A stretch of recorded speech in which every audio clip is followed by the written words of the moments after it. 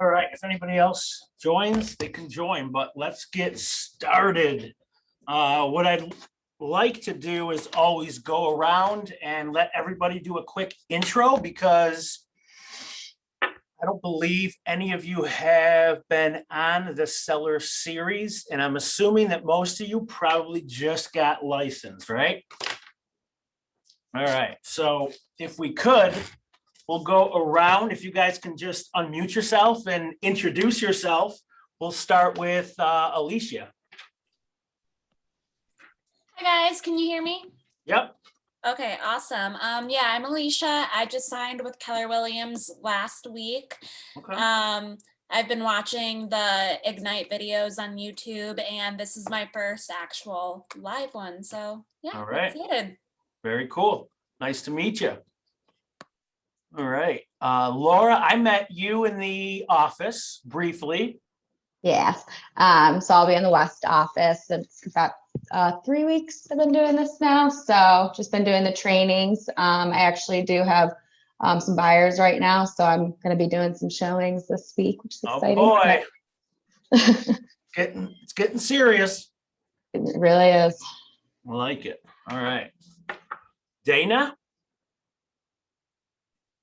So I'm Dana, and I have been in touch with Kim Salamita. I haven't signed on with anyone yet, but she invited me to kind of check this out today. I'm friends with Bev Howe, and I've interviewed at a couple other brokerages, and I'm leaning towards you guys, but I just, she thought I might like to see, what a class was about. And I just want to give you a warning too, that I'm probably going to come and go. I've got to drive and pick up kids during this time. So I may kind of come in and out, or, put the phone down and drive or something.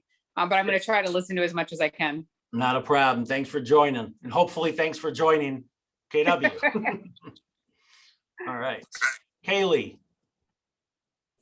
Hi, I'm Kaylee. I'm with the Brighton office.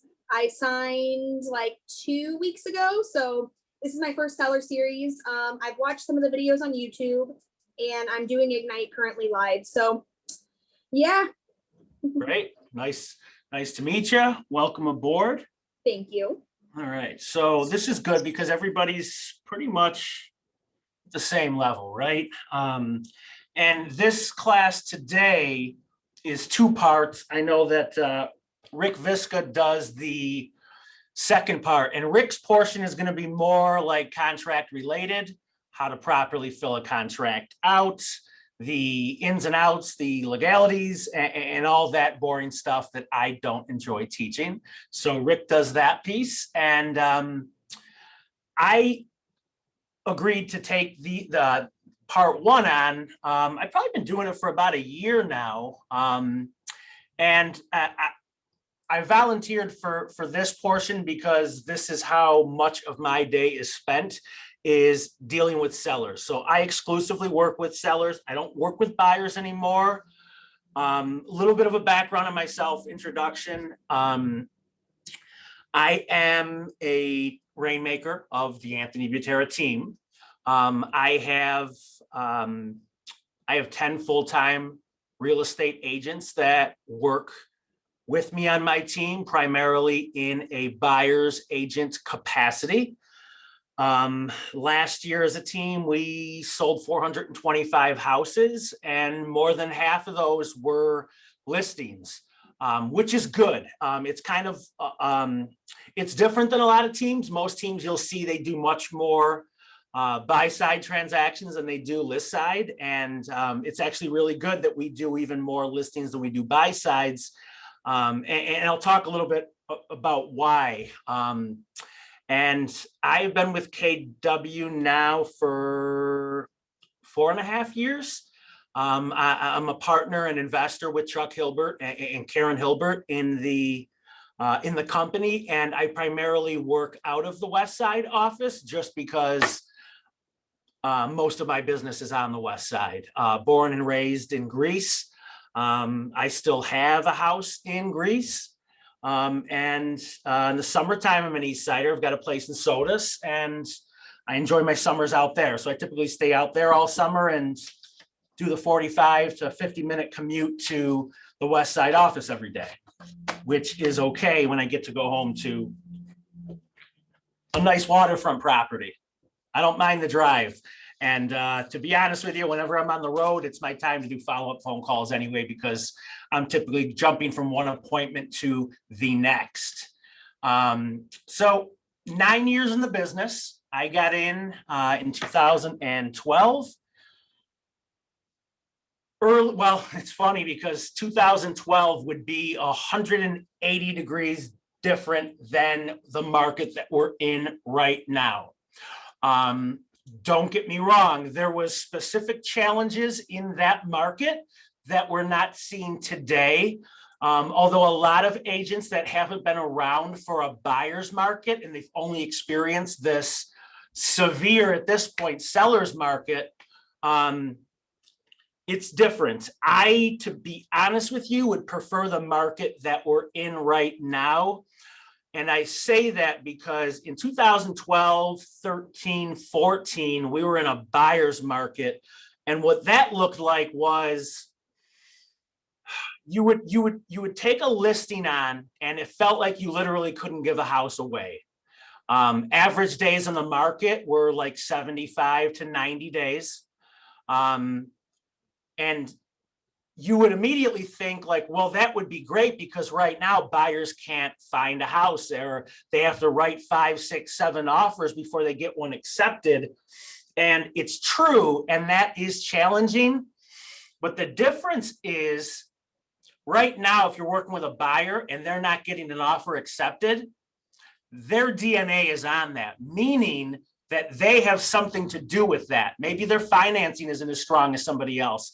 Maybe they weren't willing to step up to where they had to, so they didn't get the deal. So my point is, in this market, it's like, we'll always take a little blame because it's what we're supposed to do. But in this market, if a buyer doesn't get an offer accepted, it's on them, right? They were only willing to write for a certain amount, and their terms are only as good as their financial picture. So the pushback is different in a buyer's market. And when you have listings, once you agree to take a listing on and it doesn't sell, it's all on you. And I got to tell you, like, waking up every day and starting your day off with sellers that want to check in and see what's going on. How come we don't have any showings for the house? How come we're still on the market? Like, it gets old. And in a buyer's market, you're typically going to deal with your sellers for 6 months of the year. And I say that because it takes a few months in a buyer's market to sell something. And then it takes a couple of months to close on something. So if you don't have a really strong relationship with your sellers, and if they're not understanding people, the next time we head into a market like that, I'm going to be extremely selective with the listings that I'm willing to take on. And I say that because if you don't enjoy the relationship with your sellers, you're going to have a miserable time because you're stuck with them for half of the year at a minimum, right? So right now, people think that this market is the most frustrating market ever. And don't get me wrong, there's frustrations. But back to why I would pick this market over the other one, less is our fault in this market. When we list homes, in most cases, we look like a hero, whether we did a lot or a little. It's just it's a symptom of the environment that we're in right now with this market. So I want to start out, which I typically do in classes like this. Please ask questions along the way. The more questions you have, the more you'll get out of it. So don't hesitate. And I always like to start out with, how do we go about getting listings, right? Especially when you're new in the business, you're going to discover that most of your opportunities are going to be with buyers.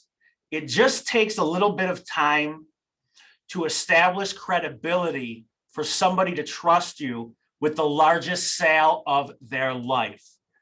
Buyers are more willing to work with a new agent because ultimately they're only going to pay what they feel comfortable paying.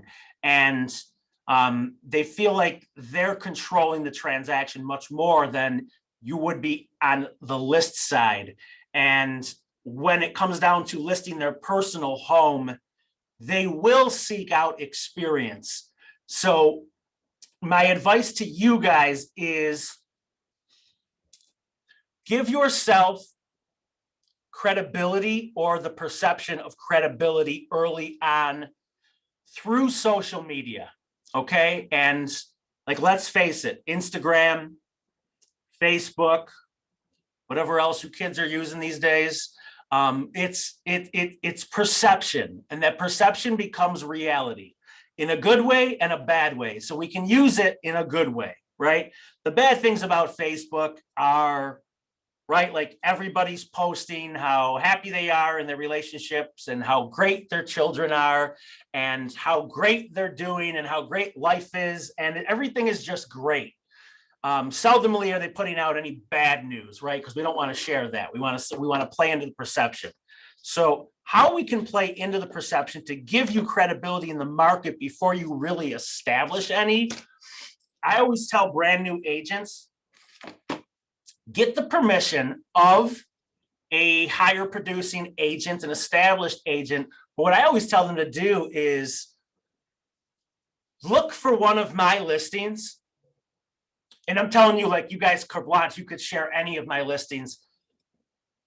I would share, look for like somebody like myself, look for their highest price listing, share it on your personal page through your personal website, like it's your listing. And you can't legally state, here's my new listing, right? But you can still have the same net effects by changing the words up a little bit. And if Alicia, you went and you shared my listing, but you said, I'm so excited about this new listing, what's the perception to the consumer is going to be? That it's your listing, right? Yeah. Right? So mission accomplished. You didn't say it was yours. You just said, I'm really excited about this new listing. Perception is it's yours. Now you can parlay that into credibility to get more opportunities to list more houses, right? It's like any other job, right? Like I'm looking for the experience. Well, we're looking for somebody with more experience. Well, how the hell do I gain experience if you don't allow me to get any, right? So go out there and sell that perception that that is your listing and you are busy, because to your sphere of influence, they're going to see that and they're going to be like, hey, you know what? Look at Alicia's doing her thing, and honey, I guess, you know, she can come and list our house. Yeah, question about that though. If you're sharing something like that to your personal social media, and so it's people you know, and then you get talking to them about it and they ask you, oh, you're getting into real estate, or ask you about that specific listing, then I kind of feel like it's a wishy-washy area, because I feel like I'm lying, you know? You're not. It's our listing. It's Keller Williams listing, right? The listings are every listing is possession of the broker. Ultimately, the broker is the list agent, right? You're listing it, although you are this, you know, the licensed real estate salesperson, it's a broker's listing. So now all of a sudden you eliminate me and you turn it into we, and they don't know. Here's what I can promise you. Consumers have no idea how the real estate world truly works. My mom still doesn't understand how it truly works. Like, I have to remind her that the Anthony Butera team is different than the brokerage. She thinks that everything is a part of the Anthony Butera team, and it's not, right? So I have my team and I have the brokerage, different entities. So the point is, the consumers have no idea how it works. So I wouldn't worry about that. And I can promise you that, my God, less than a handful of times has anybody ever asked how long I've been in the business. It just doesn't come up. It really doesn't. People don't typically care. And they also don't care if you have the answers for everything. What they care is that you will find out the answers and let them know in a timely manner. Okay, it's 2021. We live in an instant gratification world. They want their information and they want it now. Okay, so responsiveness will take a front seat over experience to the consumer, right? Availability has taken a front seat to loyalty, meaning they may want to work with me, but if I don't get back to them, they're going to work with somebody else because they want somebody that's on it and they respond in a timely manner. Okay, so don't automatically sell yourself short. And if you do get listing opportunities, don't go in assuming you're not going to get it if you're in competition. And today I'm going to talk about some things that I do that I know 99% of the other list agents are not doing that will up your chances of obtaining that listing when you are in competition with other agents. And I can promise you that none of these techniques have anything to do with reducing your commission because you will get asked from sellers if you'd be willing to reduce your commission. And I have plenty of scripts around that and ways to respond to that in a fashion where you're not taking it as it being offensive and you're not offending them with your response. And we'll get to that piece. So let's talk about how you go about obtaining those listings. You're going to want to, whether you want to or not, you're going to need to be active on social media. Okay. Now, don't be the agent that posts 5 times a day about every home they're showing and another day of show. Like, those posts are okay, but when you put 5 things up a day and none of the content has any value, then it just becomes white noise at that point. Like your posts lose validity because you're putting too much nonsense up there. It's context over content, meaning the message should be important, not how often the messages are going through. Okay. Now, there's nothing wrong with saying pumped about a day of showing homes to my buyers, right? Just don't put a new post up every house that you show and give such detail that nobody really cares about. And you'll know it's happening because I see plenty of agents that, like, every time they blow their nose, they have to let the world know. And they wonder why, only Aunt Sally and Uncle Frank are the ones that like their posts anymore. It's just too much. Okay. So step 1 to grow your business and grow your listing business, you guys have to get a database. You have to have a database. Where do you start?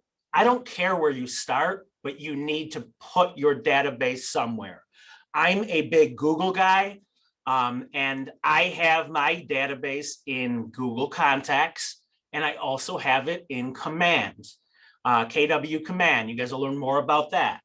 I have exported or I've imported my contacts from my Google Contacts into Command. And recently I have taken my database a lot more serious than I did the past 3 years. I got extremely busy. I've been extremely fortunate in my business and the growth that I've experienced. But here's what's happened. Last year, we looked at the numbers, and from my team's production, my personal sphere of influence, it was down like 20% than the year before. And that didn't sit well with me, but it also made sense. And I say it made sense because I had my database and yet I wasn't updating it. I had people in there that moved and never updated the addresses. I had people, again, I sold new homes too, and I didn't update the information. I had the database, but I didn't build it out as well as I'm doing right now. So for you guys starting from scratch, I would utilize command, contacts through command. And here's the data. If you could build somebody's contact out completely, here's the data that you would have. Obviously, name, phone number, email address, home address, birthday, and home anniversary if they own a home. Okay. Now, another thing too that command will allow you to input is their social media URLs. So you could actually take their URL from their Instagram and their Facebook. You could copy it and paste it right into command. The reason I feel that that's so important is they're not doing a ton of things with that information today, but where I see it headed is when you start a business page, which you guys are going to all want to create a business page because you can't run ads or boost ads from your personal page. You're going to want a specific business page, right? So your business page, and Alicia, is your last name Latrario? Yeah. Any relation to Anthony? Yeah. Gotcha. That's my brother. Anthony's your brother? Yeah, he's my older brother. Come on. Yeah. I've known Anthony forever. I feel like your name sounded so familiar, and I was like, I know I've seen it on real estate stuff. I don't know if that but that makes sense. Yeah. I sold his old house in Henrietta. No, I've known him forever. And I mean, both went to school. I mean, Anthony's probably 4 years younger than I am, but you know, went to the same schools. And well, you said you're from Greece, right? So did you go to Olympia? Yep, went to Olympia. Okay, I went to Arcadia, but okay, gotcha. How funny. Yeah, small world. That wild man. Yep. Okay, so what the hell was I talking about now? I get sidetracked so easy. Database, right? So all of that information you're going to want in there. And where I see the social media URLs going is once you get a business page and you want to start boosting ads, if those people are in your database, you will have organic reach and not paid reach, right? So you want as much organic reach with your post.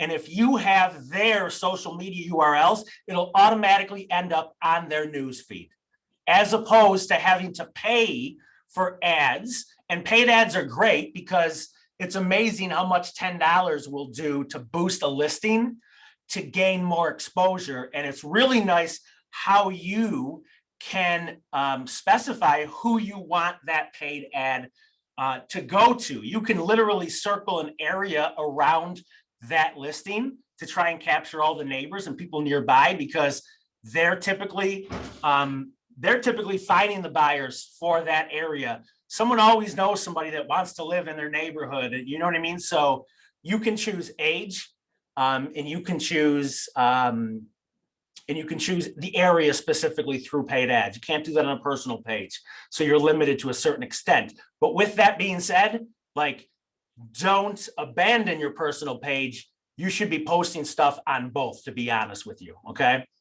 And don't worry about it showing up twice on people's, you know, that you're Facebook friends with or friends with on Instagram. More is more. So don't worry about it showing up double, as long as, again, your context, the message has value to it. Don't bombard them with nonsense, okay? So a lot of people will ask, well, where am I supposed to get these names from my database? And I'll have agents say, well, listen, I don't know 200 people. And then I'll pull up their Facebook page and I'll see they have 3,500 friends. And it's like, well, wait a second. You have 3,500 friends.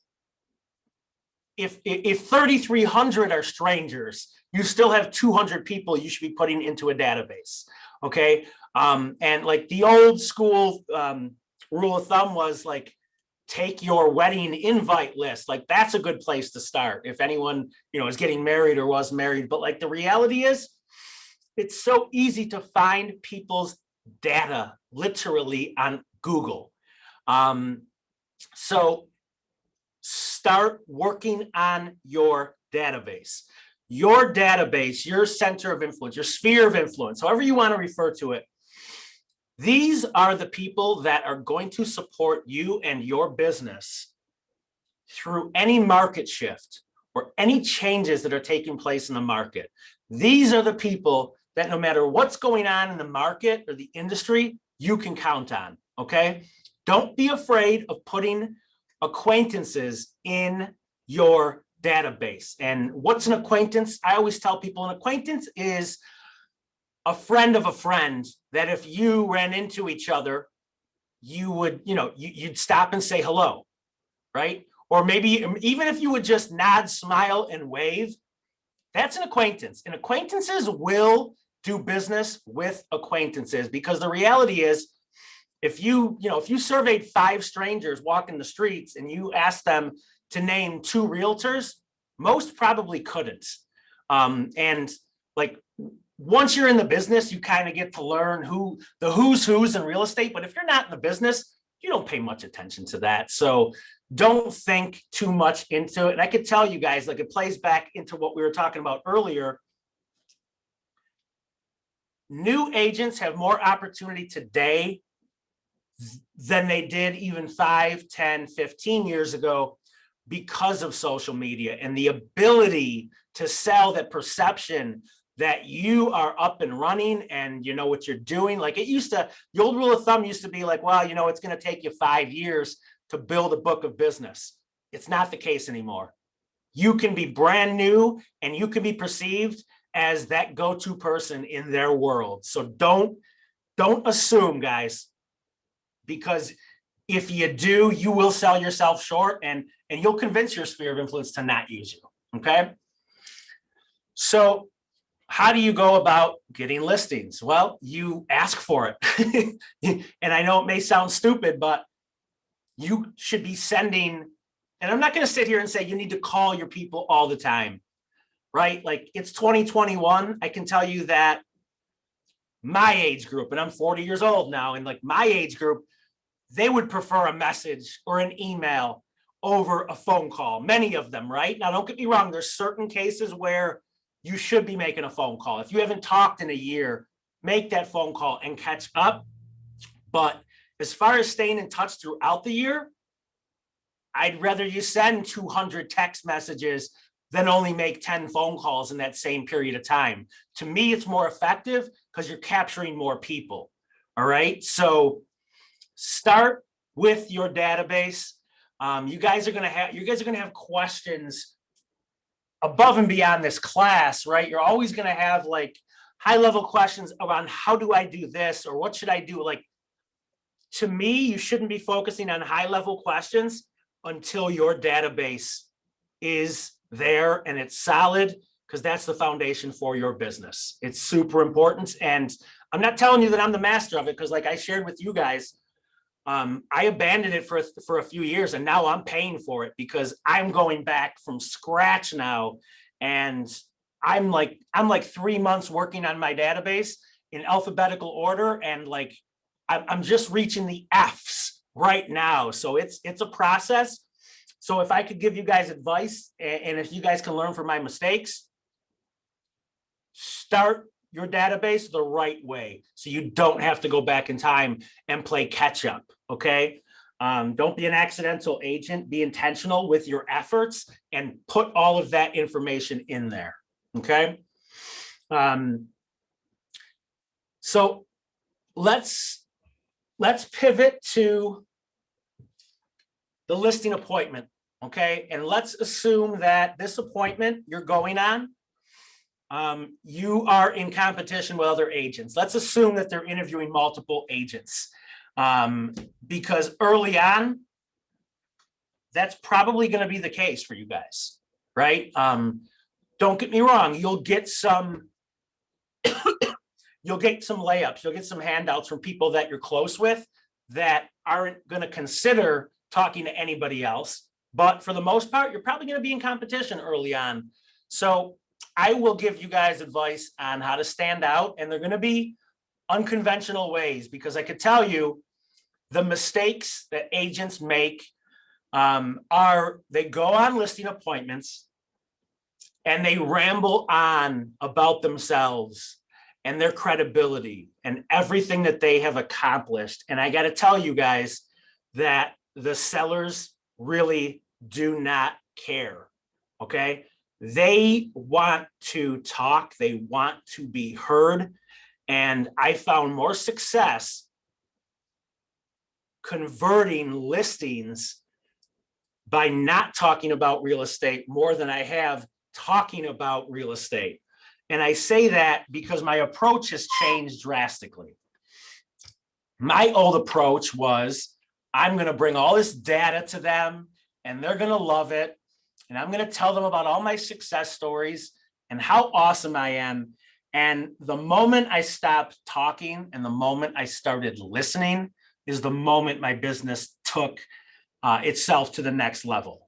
Okay, so what I like to do on listing appointments is, don't get me wrong, I'm bringing them a folder of important information, which I'm going to share with you guys. I'm going to show you exactly what I bring to every listing appointment. I've got nothing to hide, and any documents that I have, you guys can literally copy and paste and personalize to you. These are all within Command, all of these marketing pieces.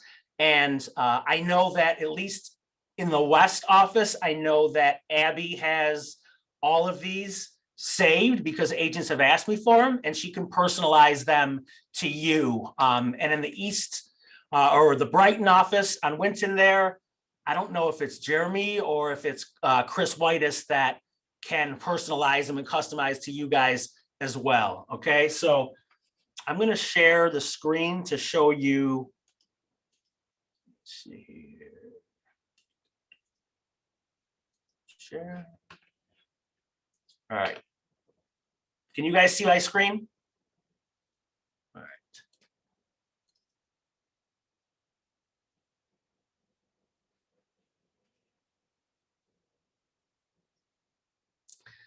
This is a seller's net proceed sheet, okay? Now, most agents will not, they won't use these sheets because they're fearful that talking about the expenses to a seller is going to cost them the listing. But here's what I've discovered. When I'm in competition with other realtors, and other realtors do not talk about this, but I do, how do you think that makes the sellers feel about the other realtor that didn't have the confidence to talk about expenses? Okay, and how I present this is just like that. And I say, guys, listen, I know you're talking to multiple agents, and I can probably almost guarantee that none of these agents that you're talking to have gone over the expenses. And I refuse to get into contract or get under contract with you guys if this sale doesn't make sense after all of your expenses. And this is so important, guys, because people don't buy or sell real estate with as much frequency to understand how and where these expenses come from, okay? All the consumers know is that we own a home, we only owe $100,000 on it, and you're telling us we could sell it for $200,000.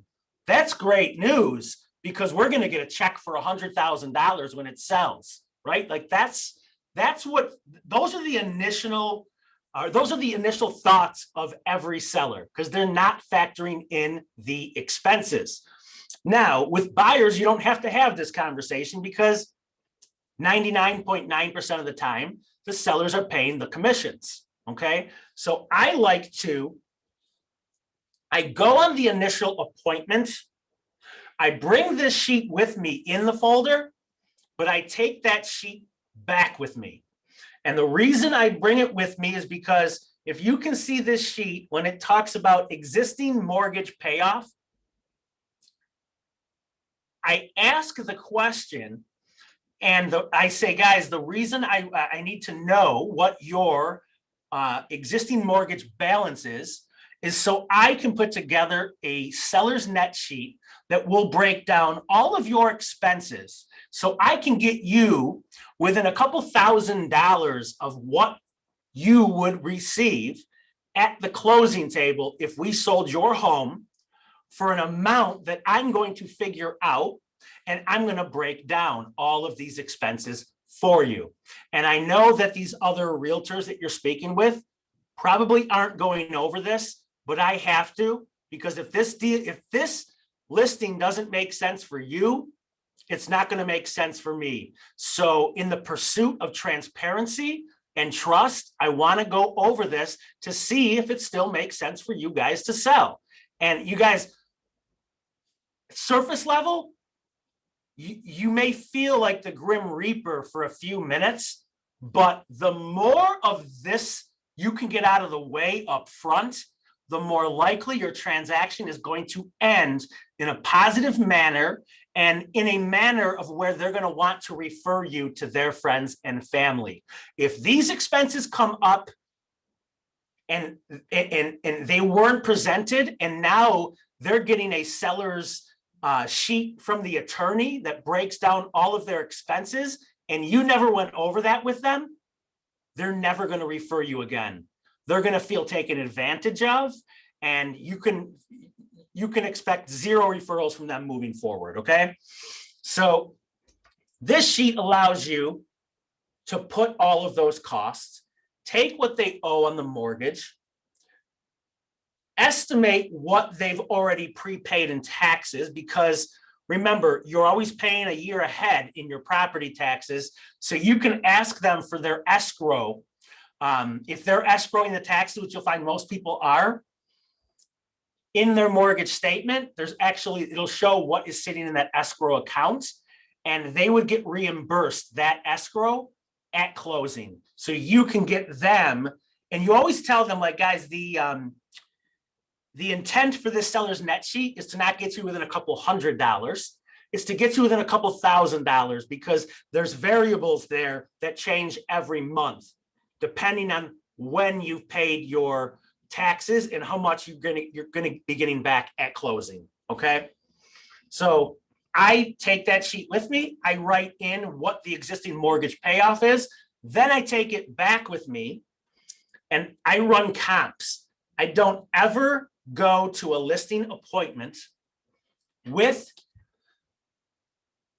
a dollar amount in mind. And most agents are going on listing appointments and they're talking about value on that initial appointment. And here's another good way to separate yourself from the competition. I say it in every listing appointment. I say, guys, listen, I am not going to talk value with you today.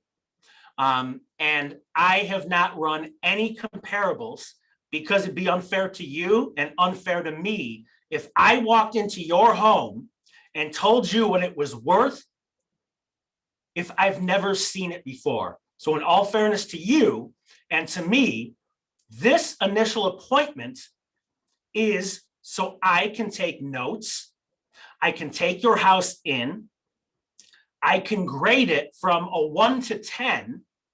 And if I establish that your home is an 8 out of 10, now I can go back and I can run comps on other homes that are an 8 out of 10, right? It's not as easy as just coming up with a price per square foot, especially in this crazy market. So when I do that seller's net sheet, guys, what I will do is I do a follow-up, and I don't physically go for a second appointment, but I do a follow-up phone call after I email them a CMA, comparative market analysis, and a seller's net sheet. So what I do is I'll email them and I will call them, and I'll go over any questions that they have. I'll go over the forms and how I came to the conclusion of where we should be listed. Now, when you do a seller's net sheet, how you present it should sound something like, hey guys, listen, I have no idea what your home is going to sell for, okay? But what I wanted to do is come up with a number that I could stamp my name on that you will get at a minimum. I'd rather establish a conservative figure based on what I know you could get. This way you have this form and it shows you if I know you can get 200,000 and I put all these expenses down and showed your existing mortgage payoff, and at 200,000, it would mean that you walk away with 125,000 and we put your home on the market. Now, as we're receiving offers, you can go back and reference that seller's net sheet and say, okay, well, Anthony said at 200,000, we'd end up with roughly this amount, but now we've got multiple offers and this offer is at 220,000. So it makes it really easy for them to go ahead and add $20,000 onto their seller's net sheet. Okay, so it's not just good to separate yourself from the competition, it's good for them to reference when you are entertaining offers. Okay. Listing presentation template. So this is what I bring. Really easy. These are all KW forms. Talks about their house, talks about you, the process, how you're going to market, where the buyers are coming from, your social media plan, your promotion plan, open house strategies if you plan on doing open houses. For your analytical sellers, for your engineers, they love this stuff. Okay. Now I bring it on every listing appointment. I bring all this documentation and I leave it there. If they want to go through and read it all, great. Full disclosure, I don't know half the stuff that's in there. I don't. And I can tell you that 75% of my people probably never open up the folder. But for the 25% that do, you should be bringing it on every appointment and leaving it with them. Okay. So this talks about the process. You could, again, this is all customizable. You could put it in your name. Really easy to plug and play. This is a photo. All right, here we go.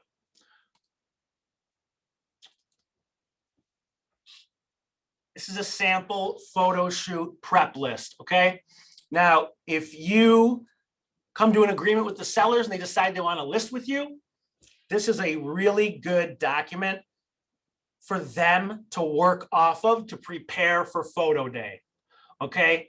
On my initial appointment, guys, if there's a lot of stuff in that house, I'm extremely open at this point to sharing everything, and it comes with confidence.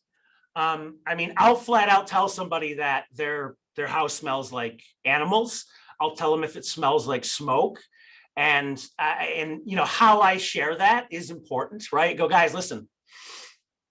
I'm going to give you the negative feedback today, so we don't have to receive any tomorrow. And I can tell you that people are extremely sensitive these days. Everyone has allergies. Everybody's completely offended by the smell of tobacco and smoke. So here's what we need to do before we list this house, if you guys want to get top dollar for it.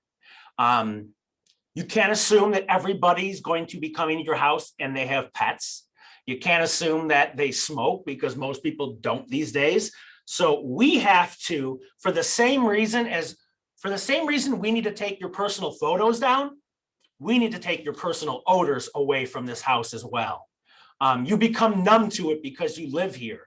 But I'm telling you, as somebody that just walked in, what stuck out to me and what we have to mitigate prior to going on the market. I want to get all of the bad news out of the way now. I want to prepare appropriately. This way, it's all good news after the fact. Okay. So I always leave them with this photo shoot prep list. They like it. It's something for them to work off of, and it's going to help you big time when you send your photographer out to that property, because photographers are not stagers. They're not going to move stuff out of every room, one room at a time. Like, you should be giving them a list like this to work off of. You should be giving them advice at the initial appointment. And you should be getting to, if you're having a photographer go out to your listing, you should get there 30 minutes beforehand. Or if the house, if you told your sellers to do a lot of stuff, get there an hour beforehand to make sure that it's truly ready for photos. I always tell sellers, I don't care if you stack bins in the basement or the garage, buyers can look past that stuff. They get it, you're moving. But what buyers can't look past is when all of your stuff is in the photos. How you prepare your home and a photo day is the most important day of any listing, okay? And how it looks online is going to play into the traffic that we receive, okay? When buyers are looking at your home, they're actually looking at their home. So less of you allows them to picture more of them. To the consumer, they're not buying your home. They're buying theirs. They just have to buy it from you. And if you hit a home run on photo day, psychologically, these buyers have already purchased your home online. They're just coming to justify their purchase in person, okay? Because there's stuff you can't pick up on through photos, like cigarette smells or cat odors, you know what I mean? Or dog, you know what I mean? So that's why it's so important to look good and then to really be good, because there's a lot of listings that, you know, the agent hit a home run with the photos and it looks great. And then you get there in person and it's extremely underwhelming. And a lot of times you can get some negative feedback that says that the house was not as nice in person as it was in photos. So if that upsets your sellers, so be it, but it shouldn't upset you. To me, when I get that feedback, to me, it's like, good, mission accomplished. Our job is to get asses through the door. If we get asses through the door and that house doesn't sell, it's because of the in-person experience. You did your job. You marketed it correctly. It looked the right way. So less is always more. Tell them that you're never going to go back to them and say, we should put more stuff in that room. Okay. I always advise my people to get as much out as they want. I do a lot of virtual staging, and literally, like, I'd prefer an empty room that I can have virtually staged with furniture and photos through a website that I use called Box Brownie. It's like $100, but they'll virtually stage 3 rooms. And like the 3 most important rooms, especially if the house is vacant, is going to be a living room, a kitchen, and then a master bedroom. Okay. And I say that because those are always the photos that people typically will click on to get to that point, right? Kitchens, baths, living rooms, master bedrooms. Really important. So that's where I would use them. Let me see here. Next sheet here. And for you guys that want my samples, write down my email address. It's abutera@kw.com. So it's abutera@kw.com. Just shoot me an email and I will respond with all of these attachments. So when I go on my listing appointments, what I'm showing you right now is a sticker that goes on my paperwork, okay? And I'll show you a typical, let me see here. Here we go. I have that as sticker paper. I stick it on a manila folder, and I always fill these out on my initial appointments because it saves me a ton of time trying to collect data later on, okay?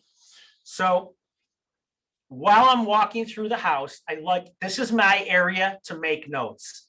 Recent updates and special unique features of the home.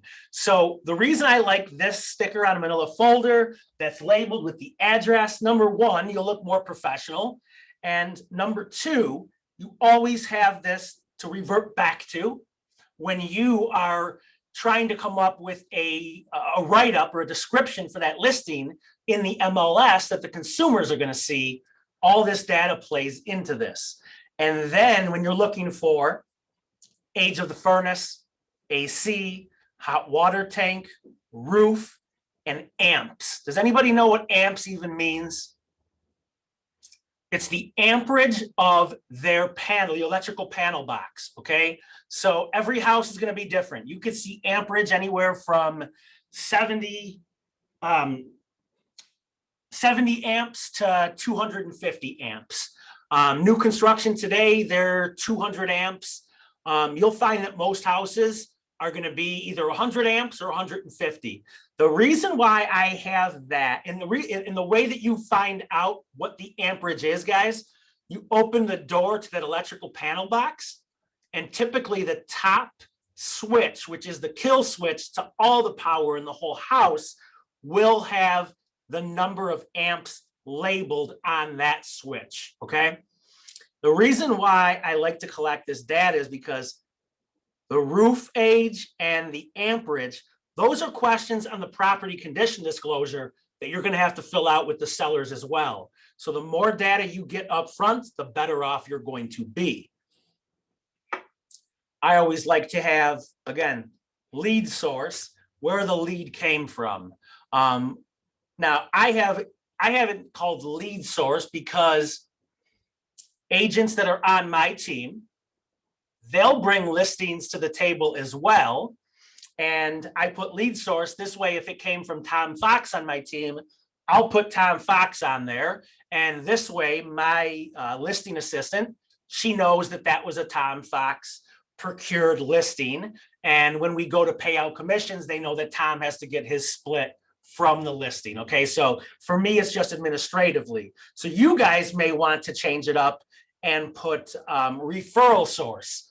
This way, you can have that data to go back to and input, and referral source, it could be my friend Anthony Latrario referred me to, well, he won't refer me anymore, of course, but my friend Anthony referred me to them, right? So I can go back, and when you're data inputting, you're updating your database and all that stuff, you can go back to the relationship and where the relationship stemmed from. And that's another thing that I'm doing in my database right now through command. I am updating my notes, and my coach has been working with me on refining my database. And what he told me that registered and made total sense was, Anthony, I don't want to sound morbid, but you should be building your database out like you are terminally ill and you're going to be selling your book of business. And your contacts should be so, it should be so descriptive to the point that it says, Alicia Latrario, Anthony's sister that was referred to me. I sold Alicia a house in 2014. Then I listed and sold that, and she bought her current home at 123 Happy Street. And I would even say Anthony Latrario, friend from high school, sister, okay? Now, if I'm going to sell my book of business, which is going to start becoming more and more popular with where technology is today, a stranger should be able to buy your book of business, you hand them your database, and their contacts are not only in there, they should be able to decipher who these people are and where they came from. if you're not around to tell them. Somebody that is looking to buy someone else's book of business will put way more value and be willing to pay way more if you have a database that's that descriptive, okay? So again, learn from my mistakes, because now I'm doing a ton of catching up. Put that stuff in there now. Talk about your relationship now, because if the relationship changes and you work with them, you're going to be able to go back in and update your notes every time you close a transaction with these people, okay? Lead source, their name, email address, phone number, showing instructions, who the contact person is, what their preference is to receive phone calls or text.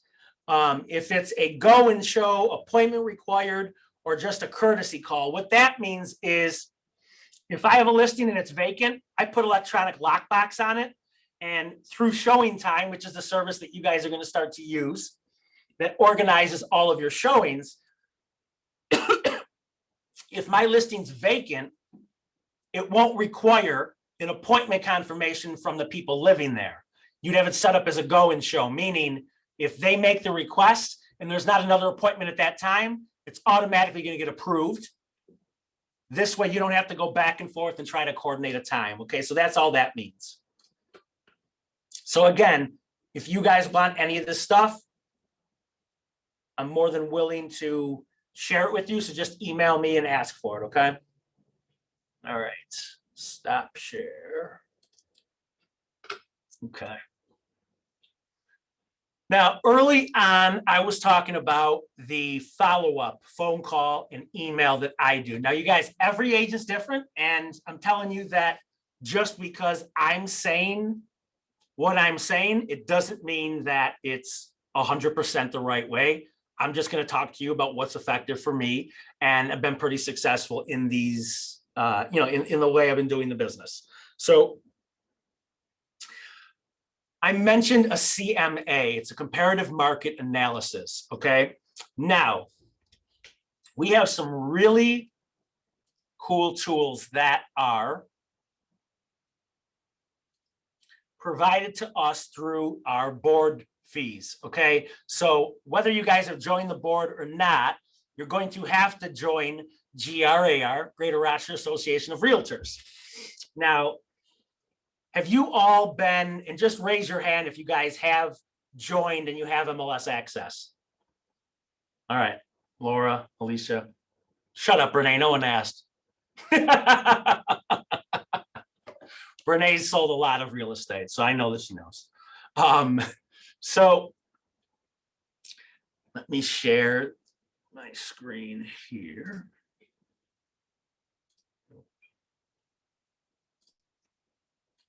All right, so you guys see that I'm on the home page in the MLS right now? Okay. So when you go, when you log in, you'll typically see like this page, and you'll put take me to the portal. Let's see here.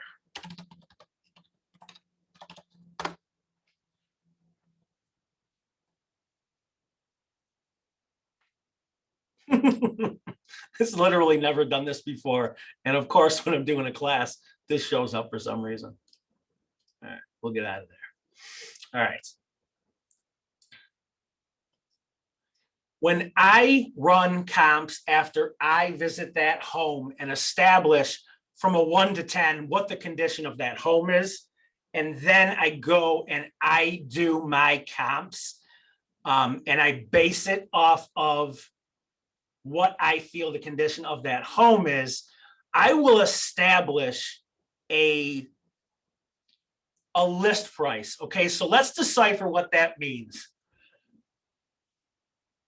On every listing appointment I go on now, my script has been the same for probably the past 12 months, in that I'm really transparent, and I tell my sellers just like this.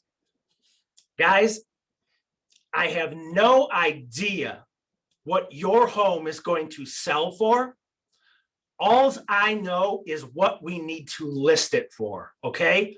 And the reality is, guys, 5 years ago, I could probably tell you within $5,000 what that home was going to sell for 99% of the time. Okay. We weren't in the market that we're in right now. We didn't even know, I didn't know what an escalation clause was 5 years ago. I never heard of delayed showings and delayed negotiations prior to the market that we're in right now. Because again, I was used to the market that I was talking to you guys about early on, of a listing that just sat there, okay? And I can tell you, it was almost like a rule of thumb. You listed a house for $100,000, sits on the market for a while. No one ever paid list price, wasn't a thing unless there was competition, and competition was a rarity.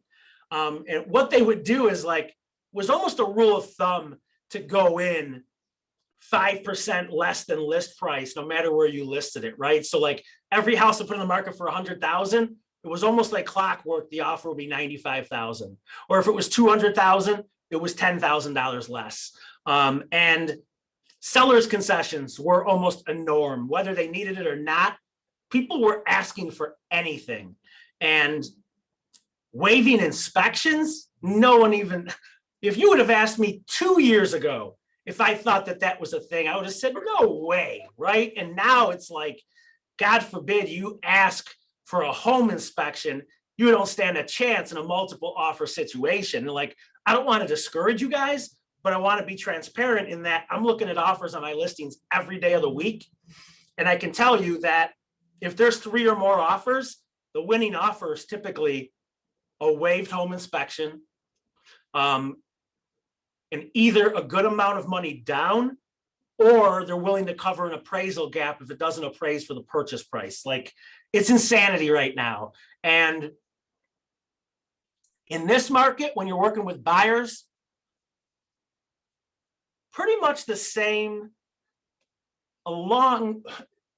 conversation I'm having with sellers to eliminate the bad news and get that out of the way. I'm doing that, and I don't work with buyers, but these are conversations I have with the agents on my team. I am having those conversations with them to tell them, like, guys, listen, buyers are great. And if you don't truly articulate what the market is like early on, you're going to string these people along, and they're going to string you along as well. And it's a tough payback, right? So buyers today, and I know this is a seller series, but I don't care. I'm going to like talk about it briefly because I think it's really important. You need to be extremely transparent with your buyers and say, guys, listen, we are in a seller's market. We've been in a seller's market. And in order for you to get a house last year, you would have had to feel like you had to extremely overpay for that house. And yet here we are 12 months later, compared to where we are now, where we were back then, it would look like you stole a house. So please, whatever you do, don't look at homes, list price, and equate it to the value. The value is what someone's willing to pay. And in this market, people are willing to pay a lot more than the data can support. So when I say that I know where to list your home, but I don't know what it's going to sell for, that's what I mean. When you have 3, 4, 5, or 25 offers on a house, how can you ever support what that top offer looks like? There's no data to support that. There is data to support where we should list, but there's no data to support what it's going to sell for, because whoever wins in that multiple offer situation, they're adding emotional value onto fair market value. And you can't quantify the emotional worth to a buyer that doesn't want to lose that house. Okay, so when you're working with buyers and they're interested in a home and they say, well, can you run some comps for me? Yes, I can. and they will mean absolutely nothing because the values keep going up and we keep experiencing inflation. So I can't establish fair market value because we're not in a fair market. We're just not. And if you guys are approved for $150,000, the worst thing you can do is look for homes listed at $150,000. If you can't spend more than $150,000, you should not be looking at homes listed for more than $125,000 because you're probably going to have to write with an offer that has an escalation that may require that extra $25,000, okay? And we're in a market, guys, that I can find you a house, I can't find you a deal because there's no such thing as a deal. It may look like a deal if we talk again in 5 years, but it just won't look like one today. And 2 years ago, the same thing, working with buyers that were frustrated with the market and they threw in the towel or they feel like they overpaid substantially. And now they look at it as that was the best deal I could have ever made, right? In just 2 years' time, that $150,000 house could probably sell for $200,000. It's crazy, but it's just a reality of the market that we're in right now. So those early conversations will save you from heartache for yourself and your buyers, and will also save you from having to show them 100 houses and write 100 offers. If you establish the proper mindset going into the market, you're going to protect your time. And having a lot of buyers is great. And I can tell you that you're going to want to spend the majority of your time with the people that are realistic and are willing to step up to the plate. It doesn't mean that all of their offers are going to get accepted, but it means that even if they don't get their initial offer accepted, they were willing to step up to the plate. Like, you have no idea the amount of agents that call me and they say, hey, Anthony, listen, I've been working with this buyer and we keep writing offers and we can't get anything accepted. And now they're blaming me. And my response is, well, let me start with, this market isn't your fault, but how you portrayed it or how you didn't is. You could have saved them time and you time. And you have no idea, guys. Like, I get calls every day from friends and family that ask me to reach out to their friends and family that were working with another realtor. And I get a lot of phone calls that sound like this. Hey, Anthony, can you do me a favor? Call my friend Brene. She is extremely frustrated with her realtor. And I told them that they need to talk to you because the stuff that they're telling me that's happening in this transaction, I know that you would never do it. I said, well, tell me, what's the frustration? Well, their realtor's telling them that they have to offer substantially over list price. Their realtor's telling them that they have to waive their home inspection. Their realtor's telling them that they have to cover an appraisal gap if they want to get their offer accepted. And I immediately repeat that, hey guys, listen, if those are the reasons they don't like their realtor, those are the reasons they're not going to like one of mine, because we're going to share the same thing. And the fact that their realtor is able to have that conversation and coach them on the climate that we're currently in tells me that they're probably a pretty seasoned agent, and they're being purposeful with their time, and they're going to work with people that want to work with them. Okay. So your early conversations are going to save you in the end. And guys, like, yes, I have a lot of knowledge because of my experience, but I'm also telling you that I've made more mistakes than most people, and I still make them to this day. With that being said, I'm better about getting the nasty stuff out of the way early on so I could be most purposeful with my time. And don't get me wrong, you're still going to have to waste a lot of your time. You're going to realize early on in this business, 90% of the activities that you do are going to be volunteer work. We make a living off of the other 10%. It's just a reality. And it's already a numbers game. So if you can wrap your head around that, I think you will more likely be willing to be most purposeful with your time, knowing that 90% of it's going to be wasted already. Okay. And don't get me wrong, when I say wasted or I say volunteer work, it just means that that call you may have just had will probably not turn into any business today because they may not be ready.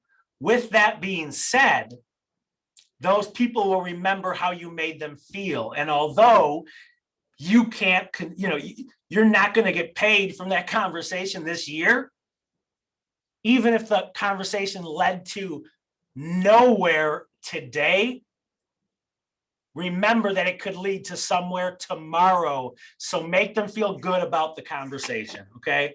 But also just have the mindset that 90% of our activities are not going to pay you a dime this year. They may down the road, but you can't count on that money right now, okay?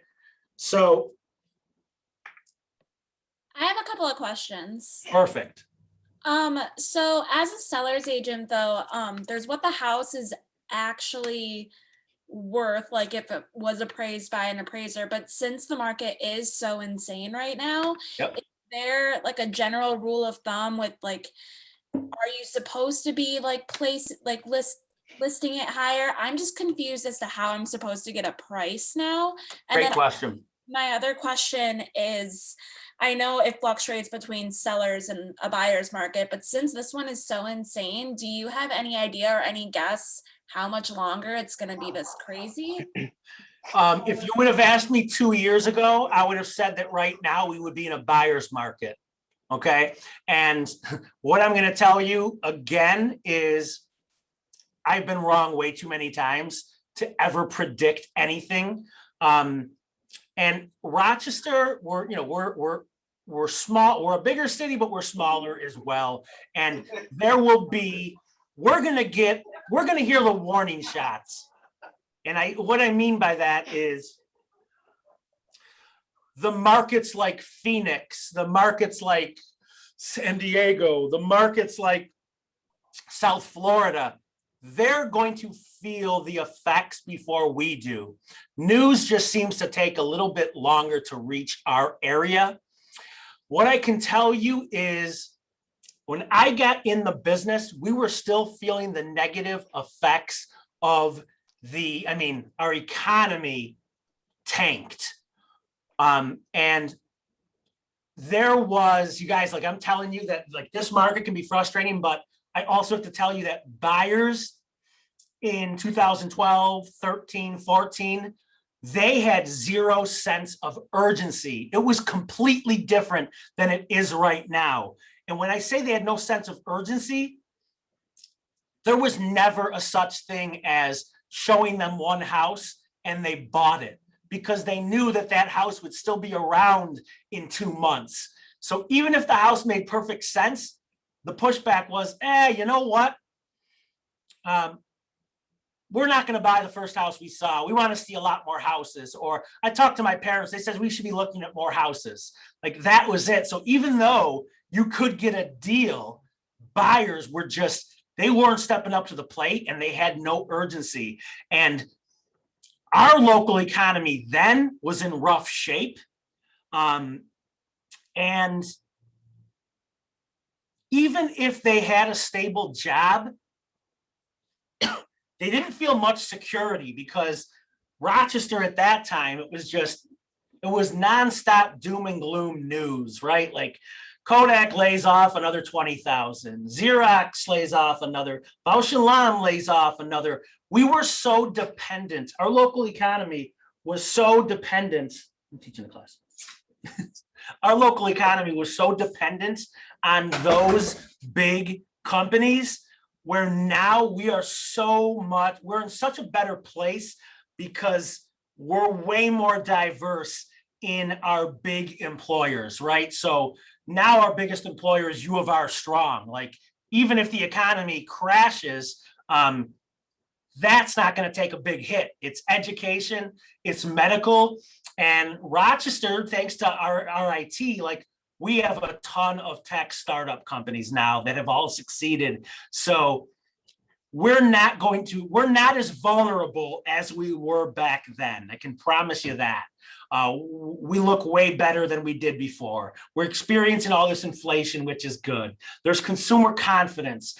We have more jobs than we have people to fill them, right? Like, our economy is doing good, across the country and in Rochester specifically. So back to your question, Alicia, around how do we price it? How do we know if we're priced too high? We should be using the sold data from last year on how to price a listing this year. 12 months ago, my job was easier because in any market, you have delusional sellers, you have delusional homeowners, and it's human nature, guys, for people to think that their home is worth way more, and it's human nature to think that their house is nicer than Frank and Mary's house across the street, okay? And this market, 12 months ago, caught up to the delusion of those sellers. And it was great because all of a sudden, those sellers that I talked to the year prior, they weren't so delusional. The market did catch up to them. And now all of a sudden, I probably could sell it for how much they wanted last year when I thought that they were crazy. So it was easy for me to get back in touch with those people and say, hey guys, listen, remember when we sat last year and I told you there's no way your home sells for that amount? I wasn't wrong, and yet the market has caught up. We are experiencing extreme inflation like we've never seen before. And I think I can get you that amount of money. Here's the danger zone, and here's what's happened. The seller's delusion has now moved the post. They've extended their delusion, and their 1,550 square foot split and Frank and Mary's 1,550 square foot split that just sold for 225,000, all of a sudden in their minds, that's where they want to list the house. But what they're not understanding is the only reason Frank and Mary's house sold for 225 across the street is because they were listed at 175. You will get more money by listing it for less. And when you present that initially, your seller's eyes are kind of glazed over because it's almost like an oxymoron. They don't understand it. And say, guys, listen, the homes that are getting top dollar are the homes that are listing for bottom dollar, and they're showing value. Would you agree that your home would sell for more by listing it for 175, showing value, and getting 20 interested parties than if we listed it for 225 and had one interested party that may or may not give us list price, right? And when you are only dealing with one buyer, guess what that buyer can do? They can ask for a home inspection. They can ask for seller's concessions. They can ask for repairs from their home inspection. Why? Because they know that they're the only ones you and your sellers are dealing with. So now the ball is in their court. You took all the advantages of a seller's market away, and you created a buyer's market because you overpriced that listing. So back to the reality, you will get more money by listing it for less. In the spirit of winning, people are willing to write offers, knowing that there's other offers, and adding escalations and waiving inspections. If you guys want to get terms like Frank and Mary, we need to list it like Frank and Mary. Right? So, but our house is nicer. Guys, listen, this market doesn't care what you think, and this market doesn't care what I think.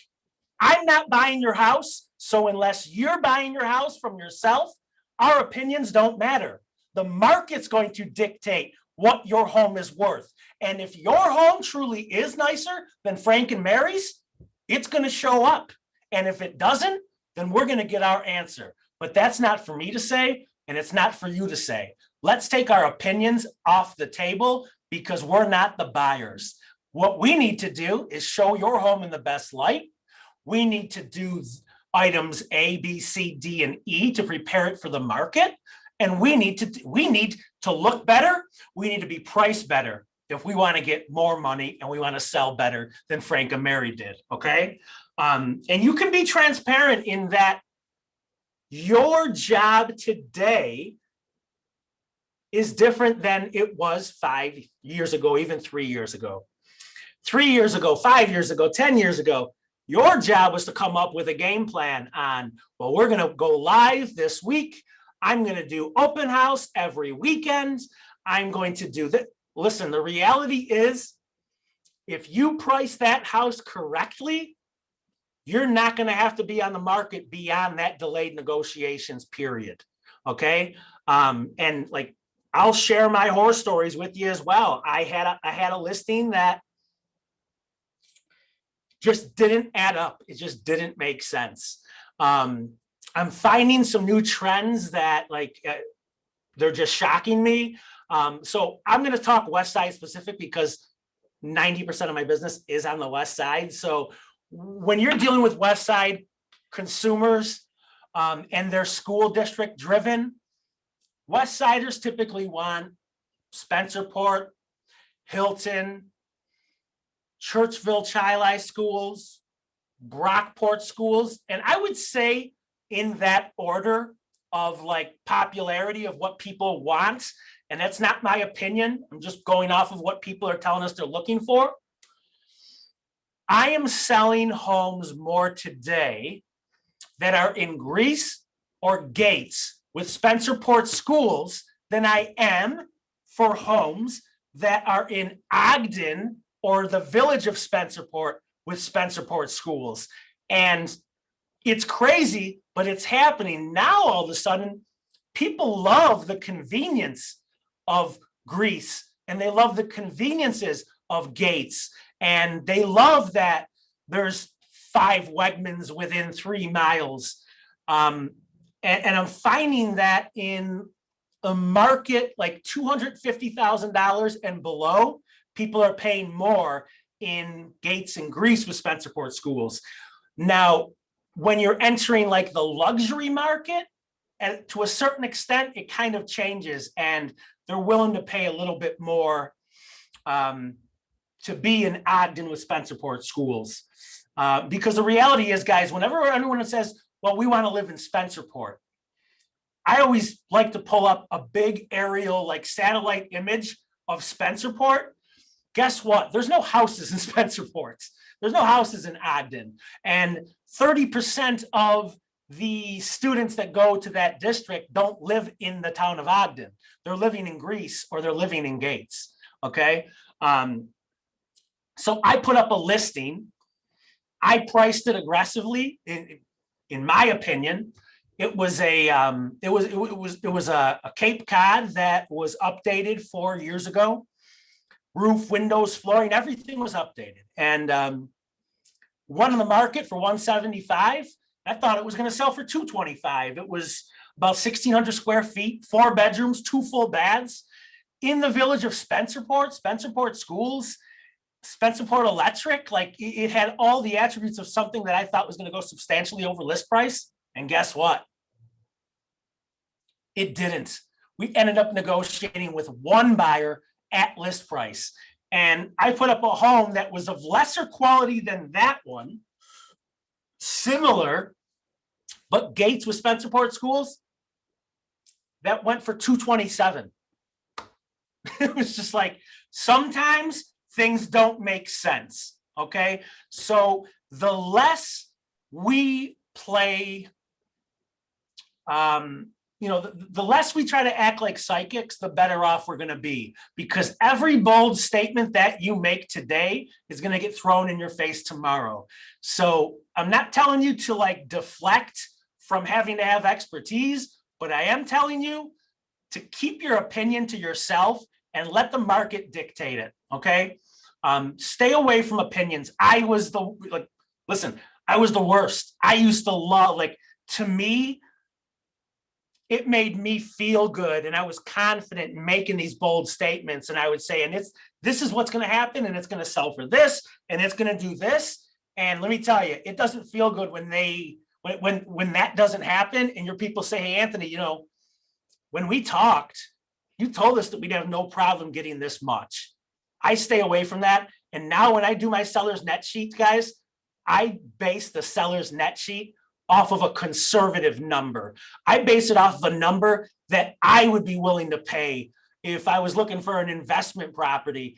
And you're better off, because whenever you start looking at numbers, if they're still on board to list, knowing that you gave them a conservative number that would still make sense for them to sell, every dollar above and beyond that is gravy. They're thrilled. They love to do the math on, hey, listen, the seller's net said that we would make $130,000 if we sold for 200.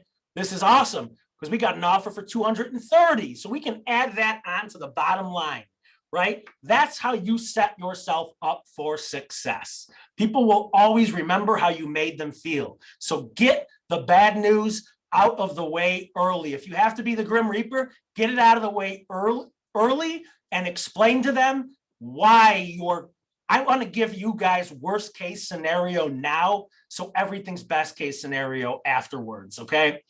So again, lean towards conducting yourself in that manner and you'll protect yourself. Now, if they don't like it and they say, well, you know what? So-and-so said that they think that our house could sell for this much. And my pushback is, guys, listen, if you want to go with the agent that's going to make you feel good today, then I'm probably not the agent. I pride myself to be the agent that's going to make you feel good on closing day. I want to be the agent that makes you feel good when you get your proceeds after the sale of your house. Whoever you're talking to has no bearing on what your home is going to sell for. So if that number they gave you makes you feel better, that's fine. I'm not going to stamp my name to it. It could very well happen. And if this market's telling us anything, there's a good chance that it does. I'm just not going to stamp my name to it and let you guys down if it doesn't. And I'd rather find out if we're not going to be able to work together now than get you guys deep into a contract. I don't want to get into business with people that don't want to get into business with me. I have a formula for success. It's been extremely effective, and I know it would be effective for you guys as well. With that being said, if we don't see eye to eye, I'm fine with that. I'd rather not invest any more time or waste your guys' time any further. And sometimes you have to be willing to let that business go. And I got to tell you guys, you'd be surprised how many listings, even in this market, I will walk away from, because I do not.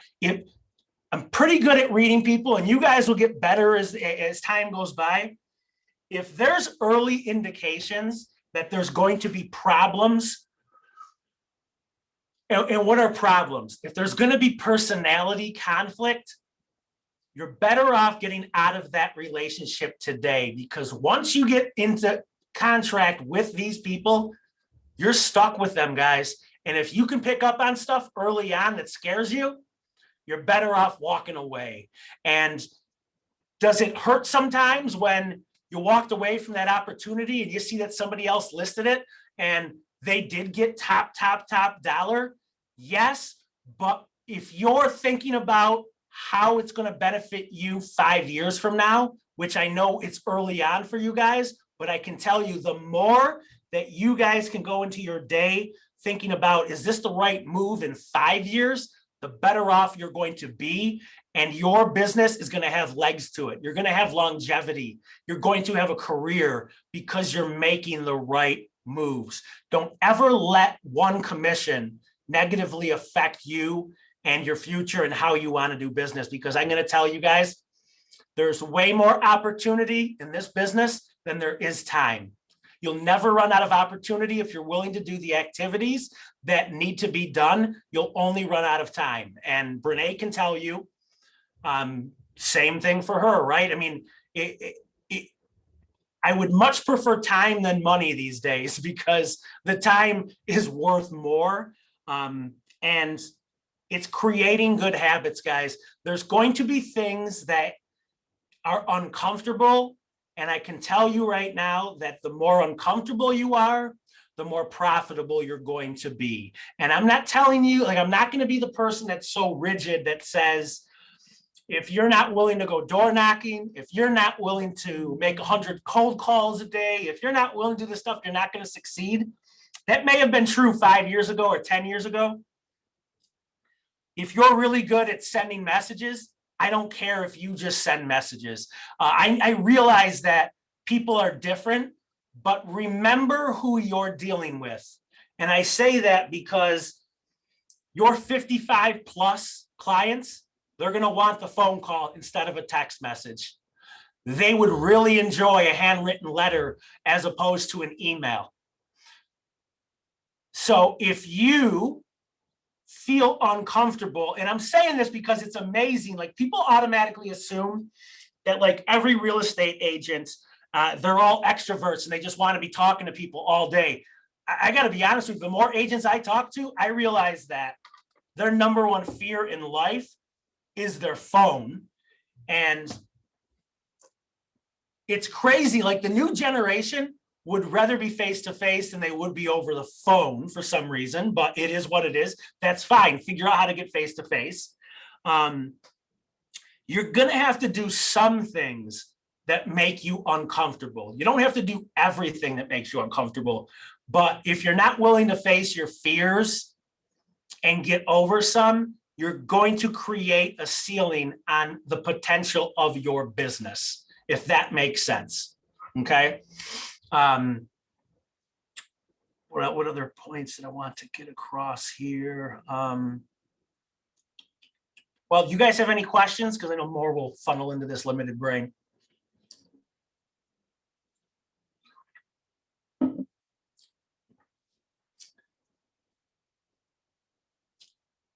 Alicia, what was your last question to me? Oh, it was around pricing. So we covered that piece, right?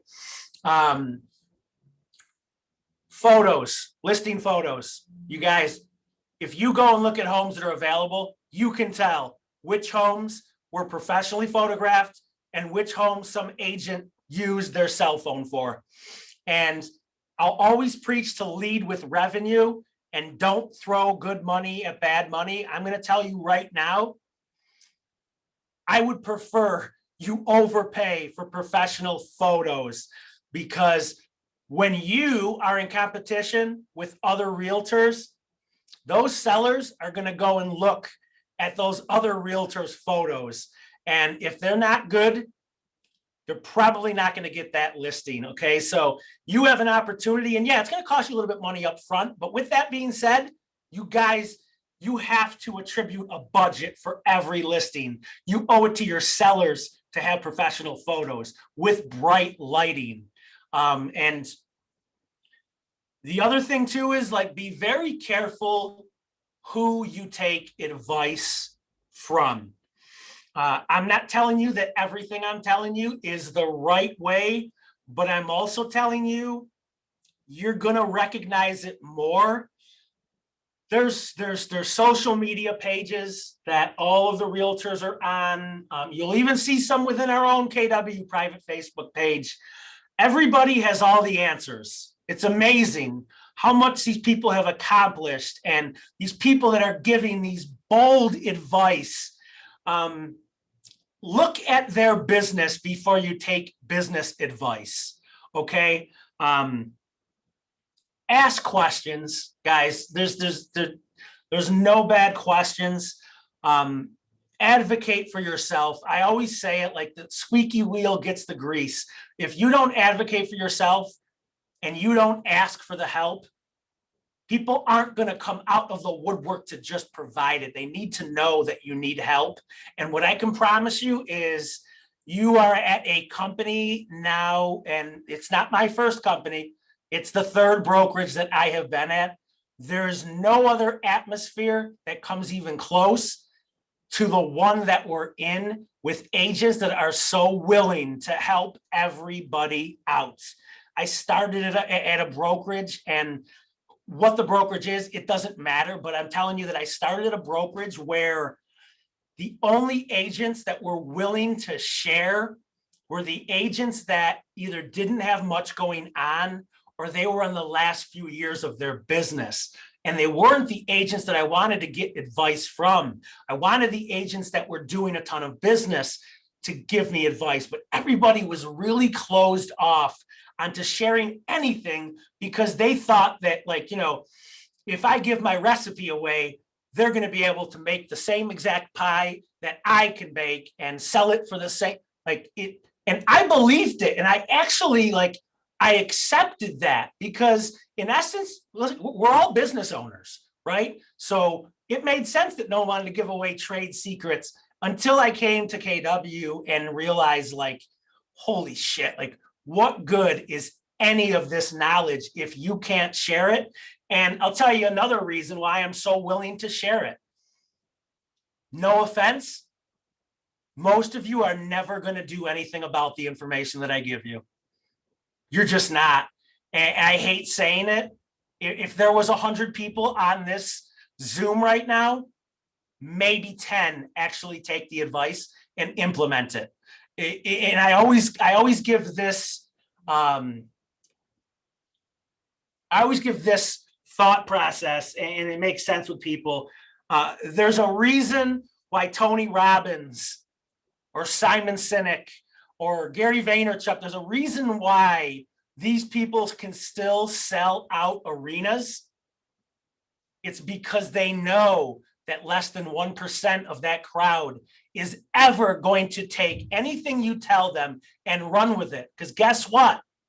The worst thing that could happen for people like that is that everybody takes their advice, because the next time you're in Rochester, New York to put on a convention, no one's going to show up, right? People will pay for advice that they never implement because they feel like paying for something and hearing it is going to make them better. But without follow through, they're only good ideas. Okay.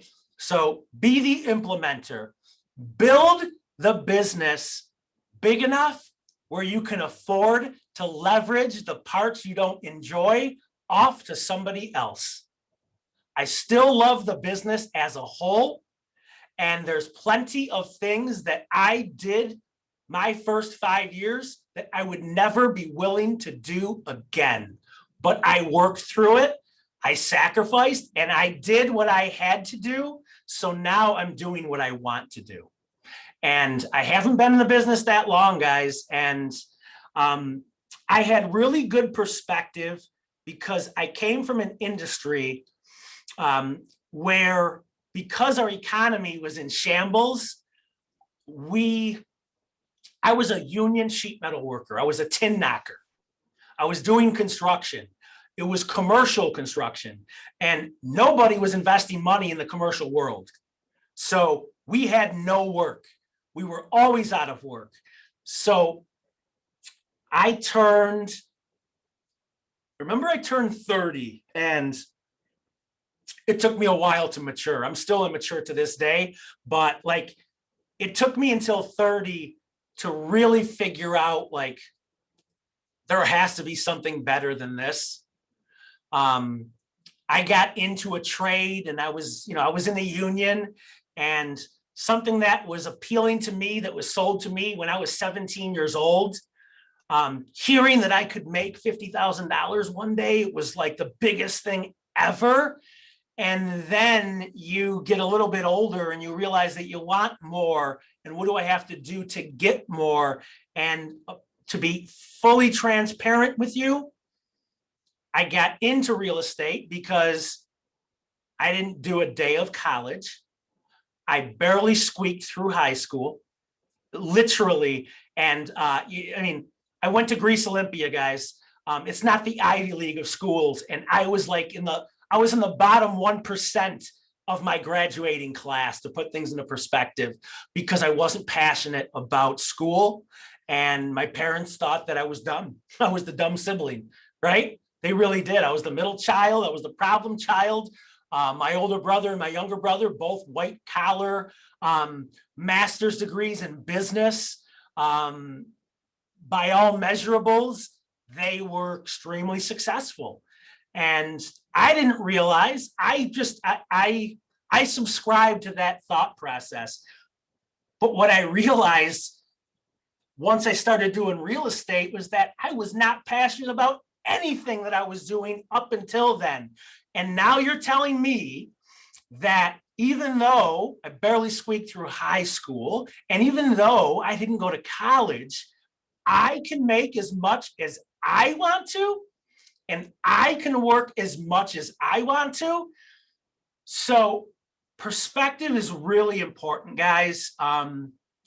You'll hear some scary stats around people that get into this business. And I think still to this day, it's like over 90% of people that get licensed don't renew their license their second year. You can look at that stat and it can scare you, but I can tell you that you shouldn't be, because you will gain confidence early on by doing business with some agents that are an absolute mess and somehow do a lot of business. And I didn't get any confidence early on based on my skill set. I gained my confidence off of knowing that, holy shit, I just did a deal with so-and-so. They are an absolute nightmare. Their paperwork's a mess. They're not on time with anything. And they're doing this much business. Jesus, I guess I can make it in this field, right? Like that's where I got my confidence from. So I can tell you that those stats of people not renewing it, they're the people that got into this business for the wrong reasons. If you want to get into real estate to just say you have a job, you'll only ever have a job, right? If you got into real estate because this is what you want to do the rest of your life, you will bartend, drive Uber, or wait tables to stay in this business. Early on, I mean, I knew early on that this is what I wanted to do. I was installing furnaces to bring in enough money to stay in this business. Your first year is tough. Even if you have clients, it's tough right now. And your opportunities, your first year, primarily you're going to be with buyers. And it's tough working with buyers, right? There's so many things that are tough. And I'm telling you, there's no other industry where somebody can invest so little and gain so much, right? So mindset and perspective. My perspective was great because I saw what it was like to be broke. I saw what it was like to lose my health insurance. I saw what it was like to have to pawn my gold to pay the bills. So that perspective, it was tough. Like when I got into this business, like I had responsibilities. I had a mortgage. I had car payments. And what I'm telling you is I was willing to do anything I had to do to stay in the business that I wanted to do. Because if you focus on your income, your first year, I'm telling you right now, in most cases, guys, you're not going to make much your first year. And I went into it expecting that. So anything good that happened felt good. When people that get in with unrealistic expectations, you're always going to feel let down. Because I got to tell you, the highs in this business are pretty high. The lows are extremely low. The highs are short-lived. The celebration is short-lived. Because here's what happens. You'll work with a buyer. You'll put your first deal together. You're going to feel really excited. You're going to feel really happy. And the next day you're going to wake up and you're going to go, oh shit, where's the next commission coming from? Who's the next client that's going to buy something, right? And I was motivated my first couple of years primarily out of fear. A lot of billionaires today are still motivated by fear. It's an effective motivator, and yet it shouldn't be your motivation long term. It's tough when you're only motivated by fear. You should be motivated by abundance and doing much more. You should be motivated by enjoying the business. And the more opportunities you guys get, the more specific you can be with the opportunities that you guys want to see through. That's a pretty good feeling when you can walk away from a listing or tell a buyer, thanks, but no thanks, because you don't think that it's going to work. Believe me, there's no money that's going in your pocket in that moment, but there's more that is going to go in because you're doing business the right way. You'll always hear the term commission breath from certain agents. When you go into the day of working with buyers and your mindset is one of, if I don't sell these guys something in the next week, I'm not going to be able to stay in this business. They're going to feel that because you're going to be thinking about your best interest more than you're thinking about their best interest. I get more referrals today from people I talked out of houses than people that I talked into houses. It's a reality. When I'll go years between talking to people, and shame on me because I'll never let that happen again.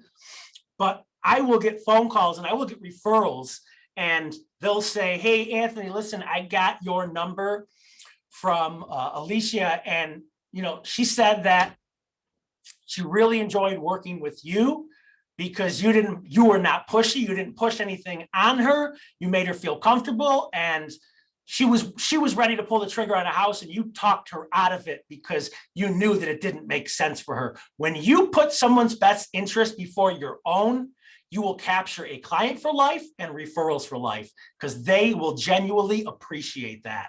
Okay, so remember that. People remember how you make them feel. So takeaways. Let's talk about any takeaways that you guys have had from this class and what you plan on implementing that you didn't know before. Alicia, start with you. Oh man, I have so much stuff. I was under the impression the biggest thing for me is that you would go into your first appointment with the seller with like the numbers all out. Yep. In the course that I took, that was what I was taught and what I was expecting.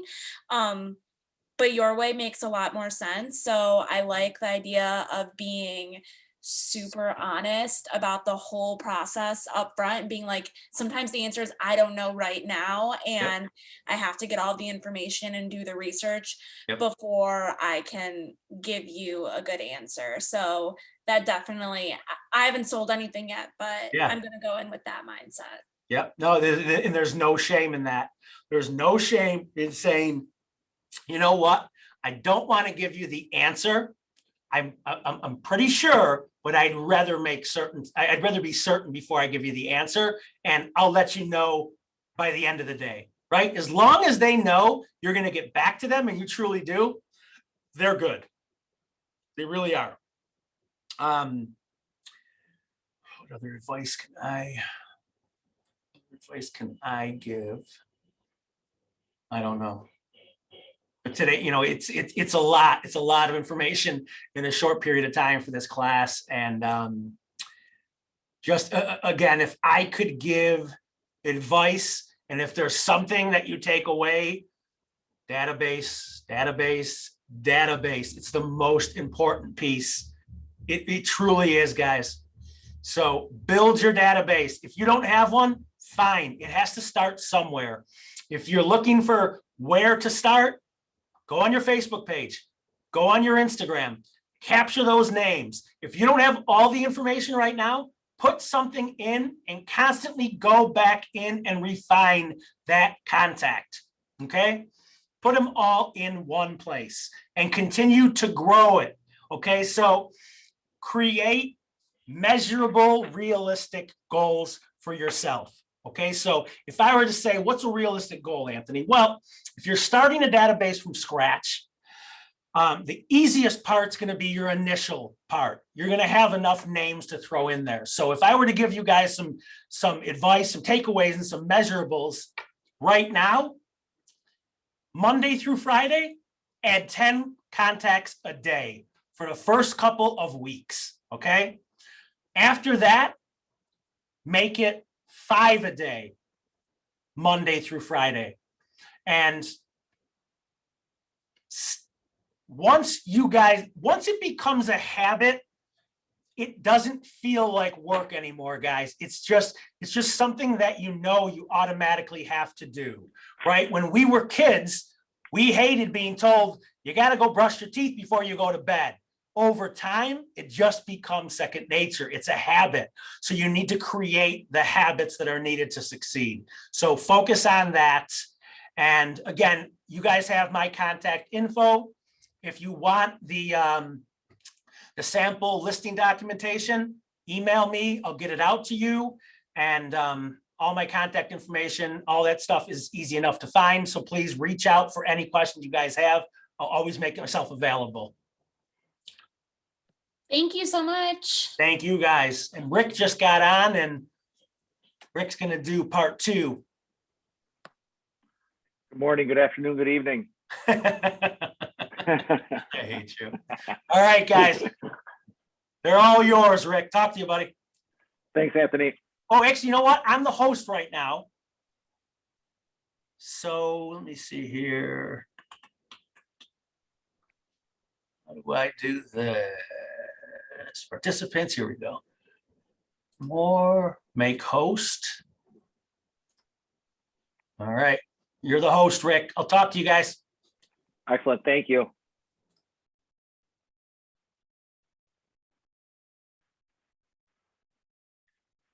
Hello, can you guys hear me okay?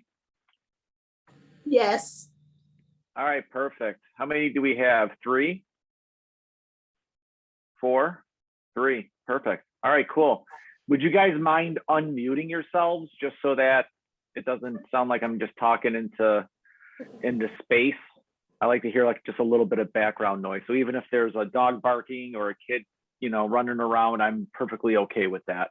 So, how did that go? The first part, good? I got the power. There you go. Yes, that's cool. That's all good. Yeah, I'm driving home with kids in a car, so I'm going to mute myself until we get home. Okay, gotcha. Oh, that's great. What's up, Rick? Hey, what's going on, man?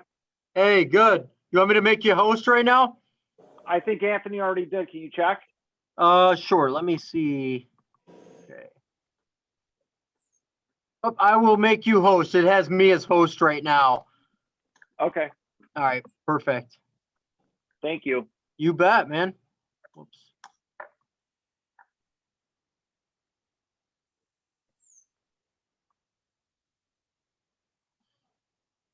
All right. It's all you. All right, brother. Thank you. You got it. All right, let's see here. I am going to share my screen, see if this works.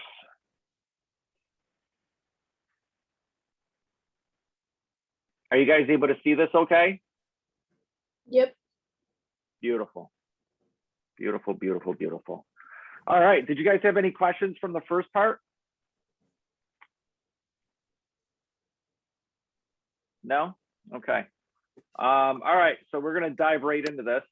So my name's Rick Visca. I've been with Keller Williams for, I think I'm going on my 4th year in August, end of August. I've been licensed real estate broker since 1994. So I've been in the business for 27 plus years. So a lot has changed in the business, but the fundamentals have stayed the same.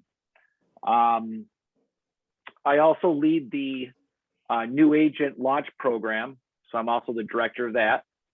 So I'm sure once you guys fulfill the educational requirements of the program, we'll get you paired with a mentor. Okay. So let's start off with the, this is the listing contract. So we'll talk about when you want to go in and start representing a seller. This is a cover sheet that you will use when handing in your offer. Okay. I also think, or your listing, I should say.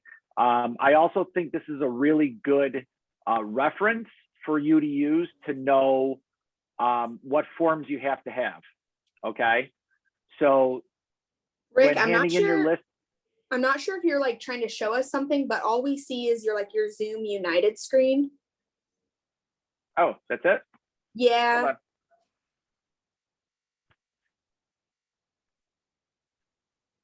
Can you see this now? It's the same thing. Same thing. Hold on one sec.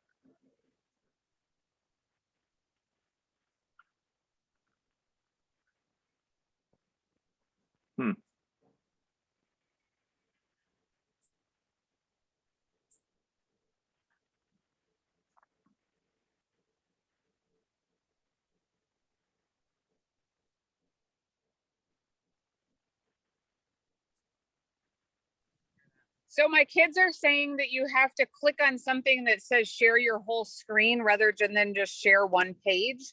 Because if you Yeah. click off, you won't be able to see it. Yeah.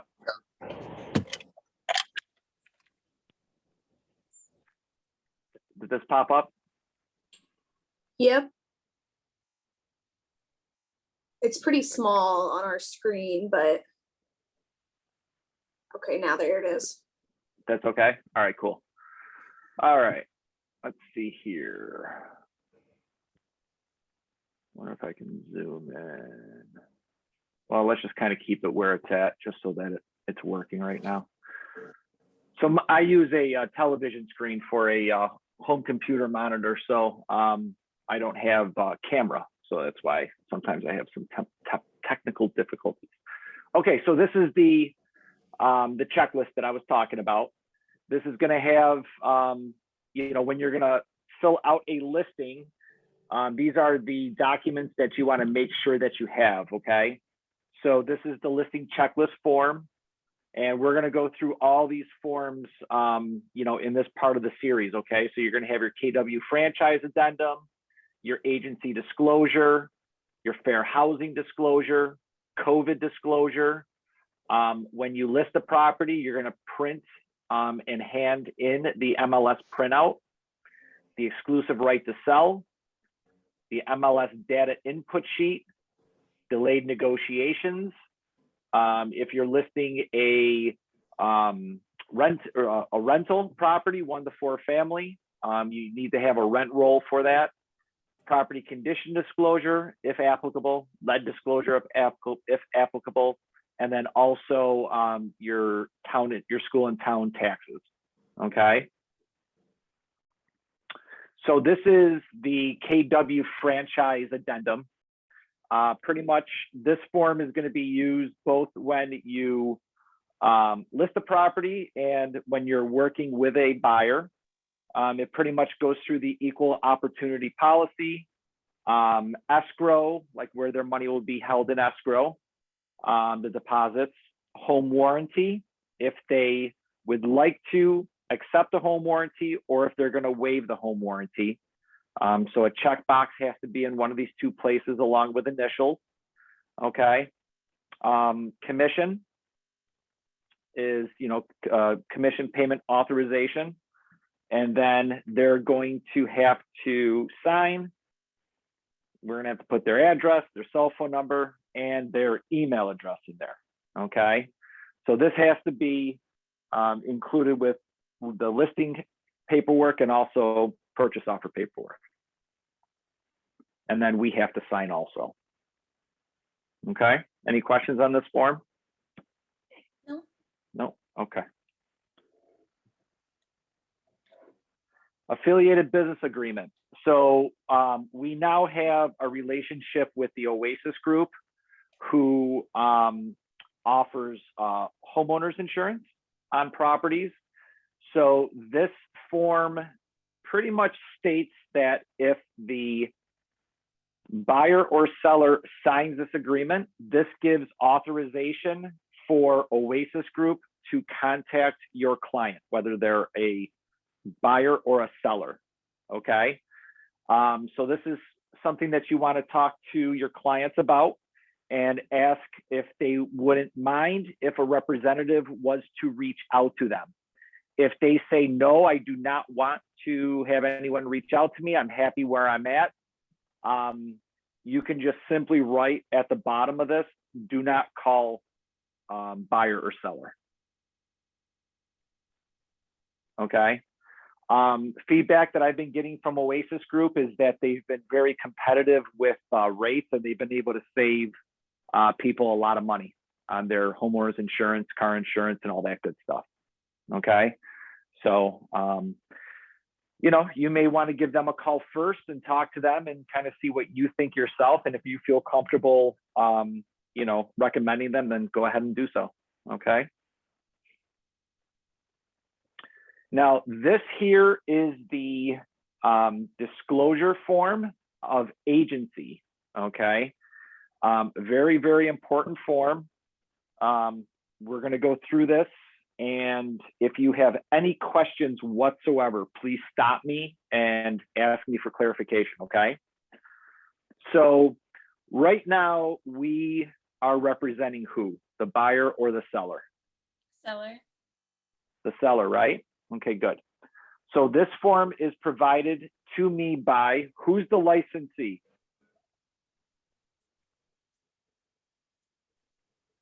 Us.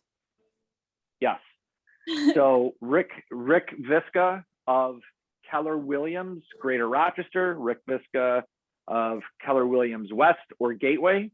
Okay, so we are the licensee and we represent the seller. Okay, so we're going to check this box and we're going to be the seller's agent. Now, this area right here, this is for advanced informed consent from the seller.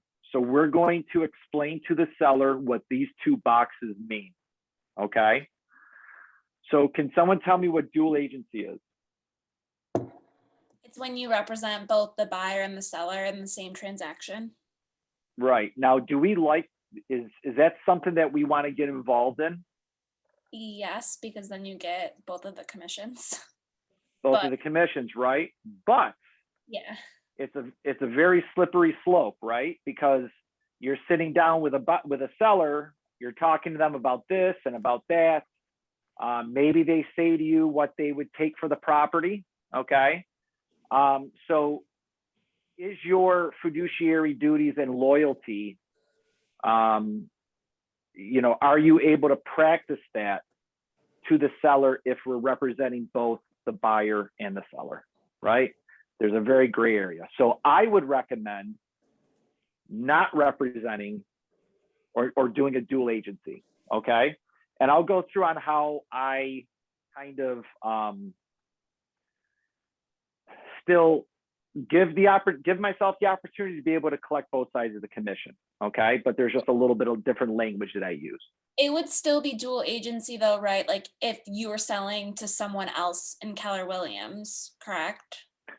So that's the next box here. Great question. Next box, advanced informed consent of dual agency with designated sales agent, right? So you represent the seller, I represent the buyer. Under the same roof, so it's dual agency, but we still represent our party as a buyer or a seller. Okay, so the way that I talk to a seller about that is, Mr. and Mrs. Seller, you know, Keller Williams has 500 plus agents, so there's a really good chance that someone from my office may have a buyer for your listing. In that case, it's dual agency because we work for the same company, but I will still represent you as the seller and they will represent their client as the buyer's agent. Okay, So that's how I kind of get through those two boxes. So again, checkbox, okay? Then the sellers have to acknowledge that. That's how we do it when representing the seller. Now, let's say we're doing an open house. Or let's say we get a sign call or internet lead. And that person says, you know, you ask them, are you working with a realtor? And they say, no, I am not. That's where you want to have a conversation with that buyer and say, well, I just want to let you know that I do represent the seller as a seller's agent. You can either find a realtor to, or let's fast forward. Let's say that they're interested in writing an offer, okay? I have the conversation with them that, okay, you want to write up an offer. I do represent the seller as a seller's agent. There's 3 things that I can recommend to you. 1, you can find a realtor to write up the offer for you and be your buyer's agent. I can refer an agent to you to write up the offer and represent you as the buyer's agent. Or I can write up the offer for you, but I still will represent the seller. Okay? So if they ask you, well, how would you write up the offer if you're still representing the seller? You say to them that I would just ask you basic questions. What would you like to offer? What is your financing? Would you like to do an engineer's inspection? That's all you're doing is asking questions. You're giving no counsel. Okay. And then you would be able to fill out the offer for them, representing the seller, and that gives you the opportunity to get both ends of the commission. Does that make sense? Yes. Now, if you're writing up the offer for this buyer, how do we fill out this disclosure statement, right? So let's put another hat on. We're writing up an offer. You're still the licensee representing your company. You're represent the seller's agent. Still, correct? We're still representing the seller. Instead of saying sellers are signing this, the buyers are acknowledging that. Okay? Questions? So that is, you're giving the buyer, you have the opportunity to write up the offer for the buyer. You're explaining to the buyer that you're representing the seller, and this protects you, this form will protect you, saying that the buyers understand that you're still as a seller's agent. Okay? So now, what I typically do is I go back to the beginning of this form where it has the definitions of what a seller's agent is, a buyer's agent, dual agent, and designated sales agents, right? I go back here, and any box that is checked, I have that seller or buyer read what was checked and initial next to it. The reason for that is that you never want to get into a situation to where the buyer or seller says to you that you did not explain this to them correctly. Having them initial this also shows that they read what each one was and understood it. So we want to protect our butts. Okay? So that's how we can still get both ends of the commission and not be a dual agent. Fun stuff, right? Yeah. It's great. I mean, it does happen, and especially in this market, you see it more and more. Okay. All right. If you guys don't have any questions on that form, I'll keep on going. We're good on that? Where would we be getting all of these forms? Where are they located? So remind me when I'm finished with this, with all the forms, remind me to go in and I'll show you where to find them. Okay, thank you. Okie doke. Yep, you got it. So this is Anti-Discrimination Disclosure. So your seller will read through this. Again, you're the salesperson of the company. The seller will print here and they will sign. So this says that it is anti-discrimination disclosure. Okay. COVID disclosure. I think we've all kind of have read this before and are pretty much ready to be done with COVID, right? But we still have to sign this. Fair housing. A lot of times when you're showing a property, you'll see this at the listing, that it's, you know, the seller is obviously abiding by fair housing. All right, so this is the exclusive right to sell contract. All right. So owner of the property, either I or we, are the owners of the property located at, and that will be the address. Exclusive right to sell or lease. So right now we are doing a, we're selling the house, not leasing it, right? So what we're gonna do is we're gonna concentrate on A. We always wanna check next to A. And I hereby hire, who's the realtor? Who are they hiring? Us. They're Or, hiring Keller Williams. oh, okay. Okay, Keller Williams is the realtor. All right, so I hereby hire Keller Williams Greater Rochester, Keller Williams West or Gateway. Okay, to sell the property for the price that you guys agreed on. Multiple listing service. This area here, okay? I authorize the realtor to submit the information contained in this contract and make it this contract and the applicable data input form within 24 hours of me signing this offer, okay? So when you get this form signed, you have to list it within 24 hours of them signing this contract. Okay? That also goes for, want to start advertising it. Like, let's say you want to advertise it on Facebook or Instagram and all that kind of stuff.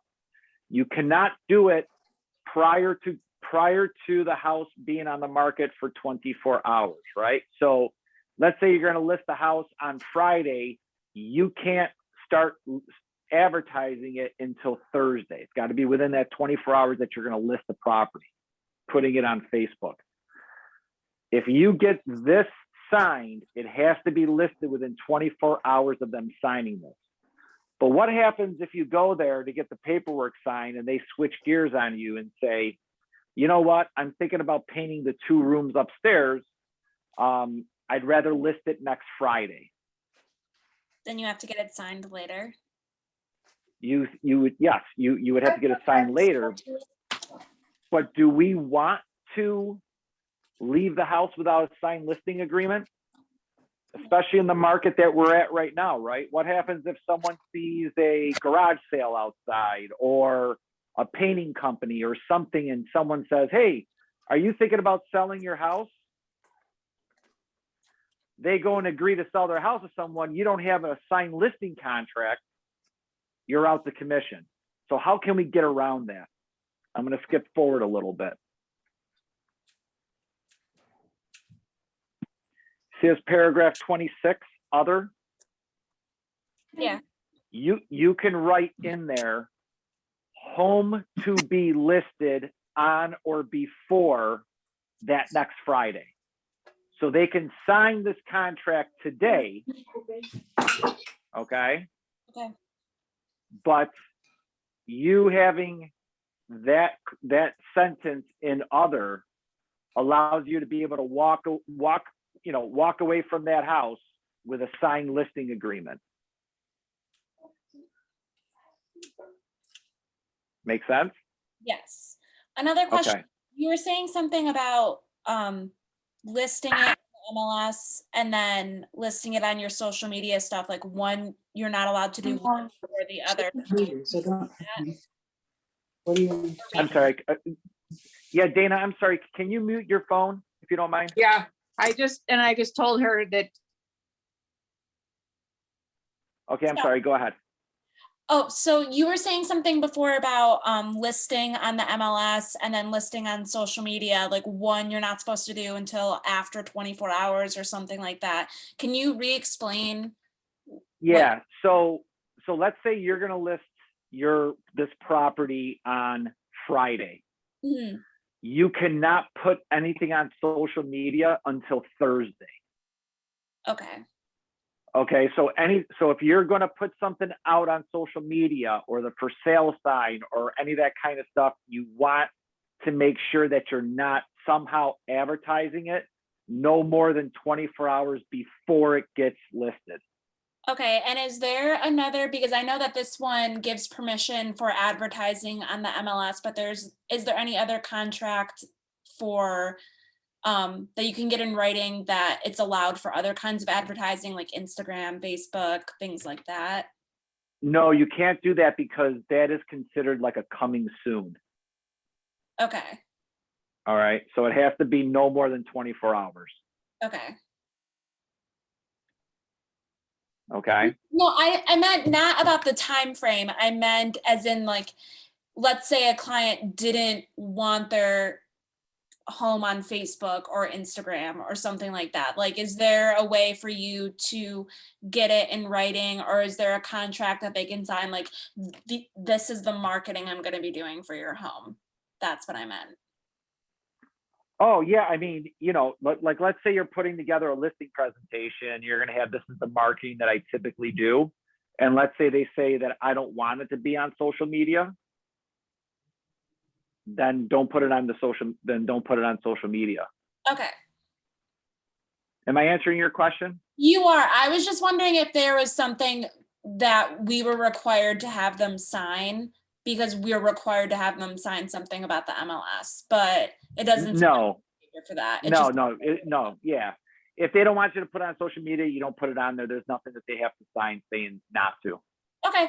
Thank you. Okay. Yep. So that's just a question though, that you're recommending that you ask everyone when you sit down with them, is where they want it listed and whether that's okay with them or not. Who, me? Yeah, so you're just saying, based on her question and answer, is that when you sit down with the seller, you just want to ask them where they're comfortable with it being advertised, if it's okay if you post it, here and here, other than them acknowledging that the MLS, but they're giving verbal consent that it's okay to be on Instagram or Facebook, or it's not okay. Yeah. So when I'm doing my listing presentation, I go in and I show them, like, this is where I'm putting the house, this is where I'm advertising. If they say, listen, I don't want my house on any social media outlet, then I just don't do it. Sounds good. Thank you. Okay, you're welcome. Okay, so multiple listing service. Now, payment to the realtor.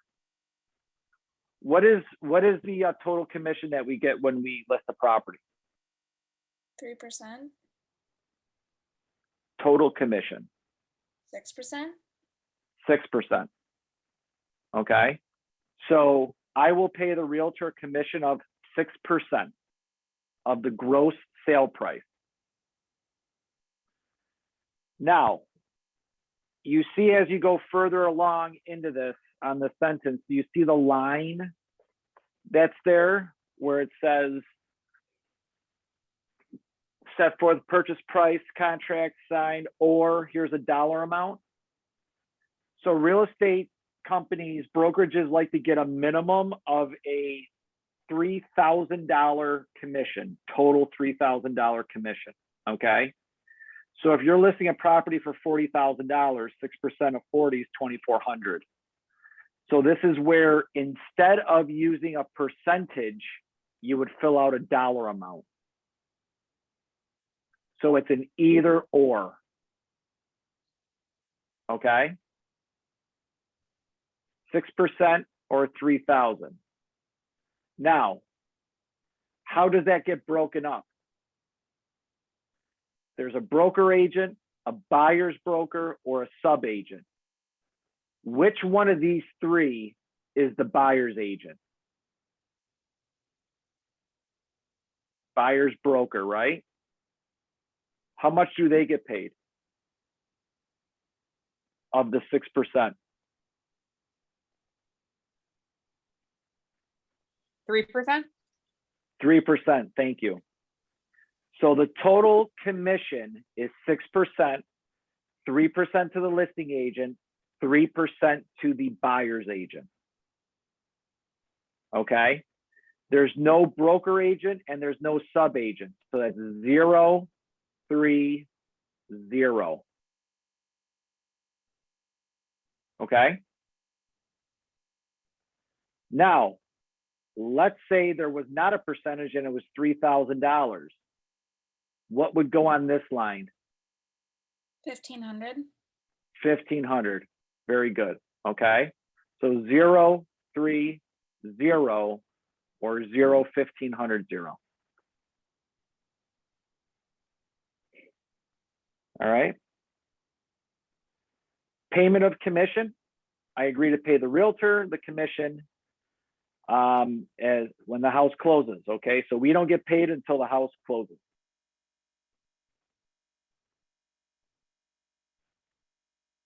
Submissions of offers. So we have to, by law, submit all offers. So if we list a property for $200,000 and someone comes in with a $150,000 offer, do we have to submit that offer? Yes. Yeah. Have to submit all offers to the seller. Okay. 8, 9, 10, and 11. We're getting permission to put up a for sale sign, to use a lockbox, be able to photograph the property, and that the seller will maintain their property. You'll run into sometimes sellers don't want to have a for sale sign out front. Okay. So we have to get permission for that. Number 12, duties of the realtor. Realtor will use best efforts to procure a buyer. Realtor will list the property, full compliance of local, state, and federal housing laws against discrimination on the basis of race, creed, color, religion, national origin, sex, sexual orientation, familial status, marital status, age, disabilities, military status, and other legally protected statuses. Realtor will assist in negotiating any and all offers to the purchase or lease of this property. So if your seller does not want to be in compliance with these laws against discrimination, what do we do as a realtor? Walk away. Walk away. Okay? It's not even worth having a conversation. Just walk away. Obligations of the owner. They agree to refer all inquiries to the property to the realtor.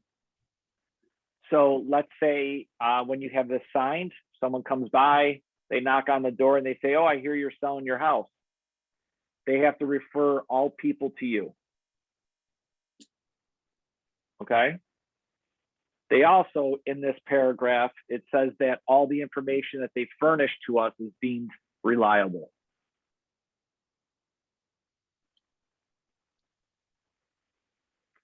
(14) states that they're not in bankruptcy, they have sufficient funds to close. To their knowledge, there is no mortgage or tax foreclosures, and they're not 2 or more months behind on any mortgage payments. We hope that they answer this truthfully. Okay. Improvements. This is kind of like certificates of compliance, certificates of occupancy, basement living areas, building additions, decks, fences. So if you're at the property and you see a deck, you want to ask them, do you have a permit for that? If they say, I'm not sure, it's not our job to call the town to see if they have a permit for their deck. Okay, we'll simply put unknown, because if you call the town and they don't have a permit for that, for their deck, and the town's going to come over and knock on their door to look at the deck, you're going to have an unhappy seller. Okay. A lot of times you walk into a house in the basement, you know, the house was built in 1940 and the basement was probably finished in 1960. There's probably no permit for it. Okay. Gas rights. To all my actual knowledge, all gas, mineral oil, and timber rights will transfer with the property. This is checked yes. I am receiving royalty payments. That's either yes or no. Typically no. If I am receiving royalty payments, if this is no, then that's not applicable. So typically it's yes, no, not applicable. Okay. Propane. Owner represents the realtor that the property is serviced by propane, either yes or no. If it's yes, they want to know if the propane is not or is owned by the owner of the property. And if there is not, or if there is an existing written contract, okay? If the propane tank is owned by the seller, they probably have a rate for the propane. If they're leasing the tank from the propane company, it's probably less. That's why it's important to write that down. Okay, to know where that is. Sometimes the seller may want to be reimbursed back whatever's inside the tank, what's left in the tank at closing. Okay. What are you making over there? Looks good. You're really going after it. Bacon barbecue burgers and some sides and things. There we go. All right, Dana, well done. Let's see here. So authorization of representative to pay the commission. So this is saying that when the house closes, the seller needs to pay their commission. If they don't have enough funds to close, you know, they will make good on it. And if there's any type of legal fees, the seller will have to pay for that. Life of contract. So this contract will last until midnight on a certain date, okay? So you can talk to 6 realtors and they'll give you 6 different answers on how long they write their contracts up for. I typically list my properties for 4 months. Okay. Now, if you're doing a market analysis, and in that market analysis, you're seeing that days on the market, the average days on the market are 210 days. Okay. You don't want to list a property for 4 months. You want to list a property for a year. Okay. So eventually, when this market kind of corrects itself, you know, we're going to go back to, you know, homes being on the market for 30 days before they get an offer, you know, that sort of thing. So you want to be, you know, they're not selling in 1 day or in 24 hours or in 2 hours. Okay. So you want to be very conscious of the days on the market. Now, however, if I sell or lease the property within X amount of days after this contract ends, so let's say the contract expired today. Somebody came and looked at the house this past Saturday. They tell you on this Friday that they want to put an offer in on the property. The contract's expired, right? The number of days that you put in here protects you that if that person who saw the house prior to the property expiring wants to put in the purchase offer and the seller accepts, we will still get paid a commission. Okay. I typically write 15 days. Some realtors write 30. I've seen some realtors Now let's flip the script here a little bit. Let's say the house expires today. You came in yesterday because that seller does not want to relist it with their current realtor. They want to list it with you. Okay. If that person that saw the house on Saturday comes back on Friday and wants to put an offer in, you get the commission because you're going to relist the house within that time frame. Okay. Now, I've had some sellers tell me that they cannot relist their property with another realtor until this number of days has expired. That's not the case. Okay. I had a realtor one time put 365 days in here, and the seller thought that she could not relist her property for a year with another realtor. Not the case. They can relist it with you the next day, no matter what's in here from the other realtor. Okay. Non-discrimination. I understand that this listing and sale lease property must be in full compliance with local, state, and federal housing laws against discrimination. Okay. Again, if our seller does not want to adhere by this, what do? Walk away. Walk away. Renewal and modification of this contract. If you're going to extend expiration date, if you're going to change the list price, you have to have a change form signed by the seller. You have to have written permission to do so. Okay. And I'll show you where those change forms are, right? Because you're going to remind me at the end, I'm going to show you where all the forms are. Yes. Owner's liability for contract termination. If you list this house today, and let's say in 3 weeks from now, they're like, oh, you know what? We don't want to sell anymore. We could try to get any type of advertising, sign fees, all that kind of stuff reimbursed to us. Okay. Responsibility of owners under this contract. If you have one owner, or if you run into an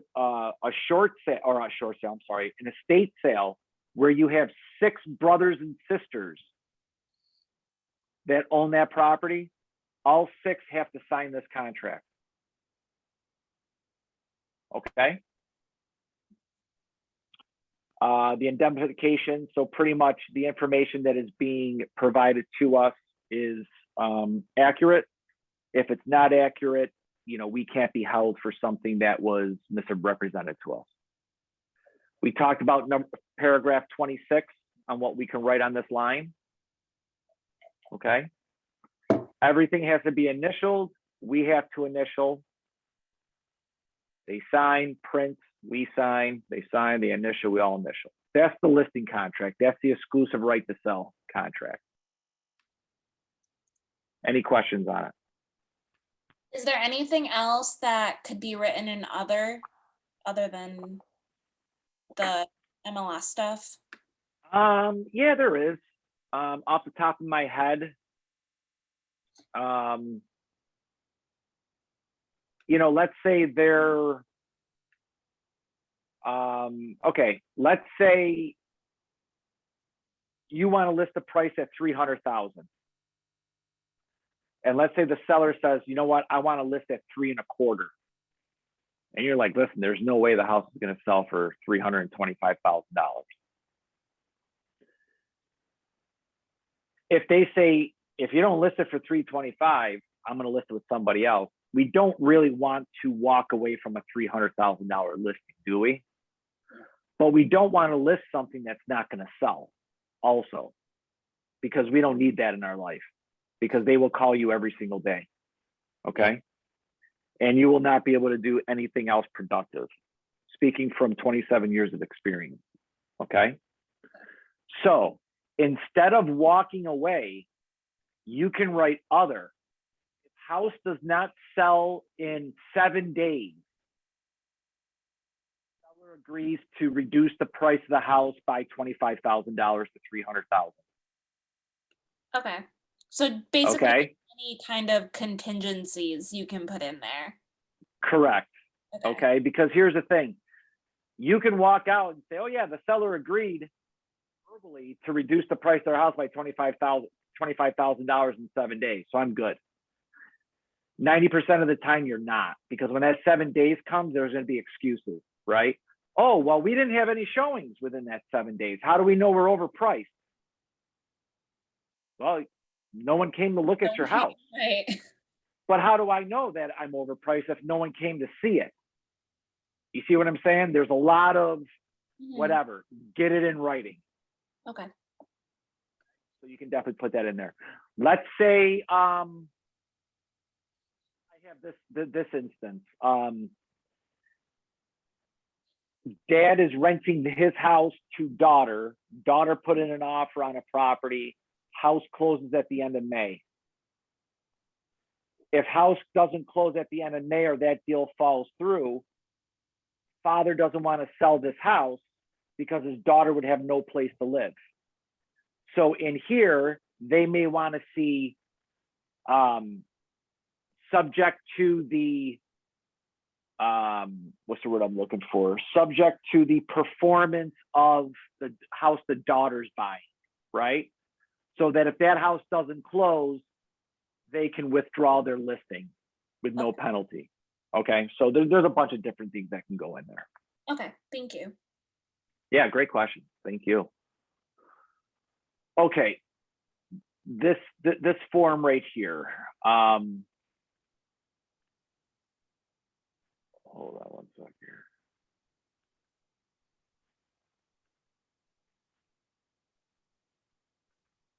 So this form right here is what turns into what you see in Matrix. Okay, so all the information, a lot of this information we get from the tax record in Realist. Have you guys been in Realist yet? No. Okay. Remind me to show you Realist also. Okay. So anything that has a red R by it is required.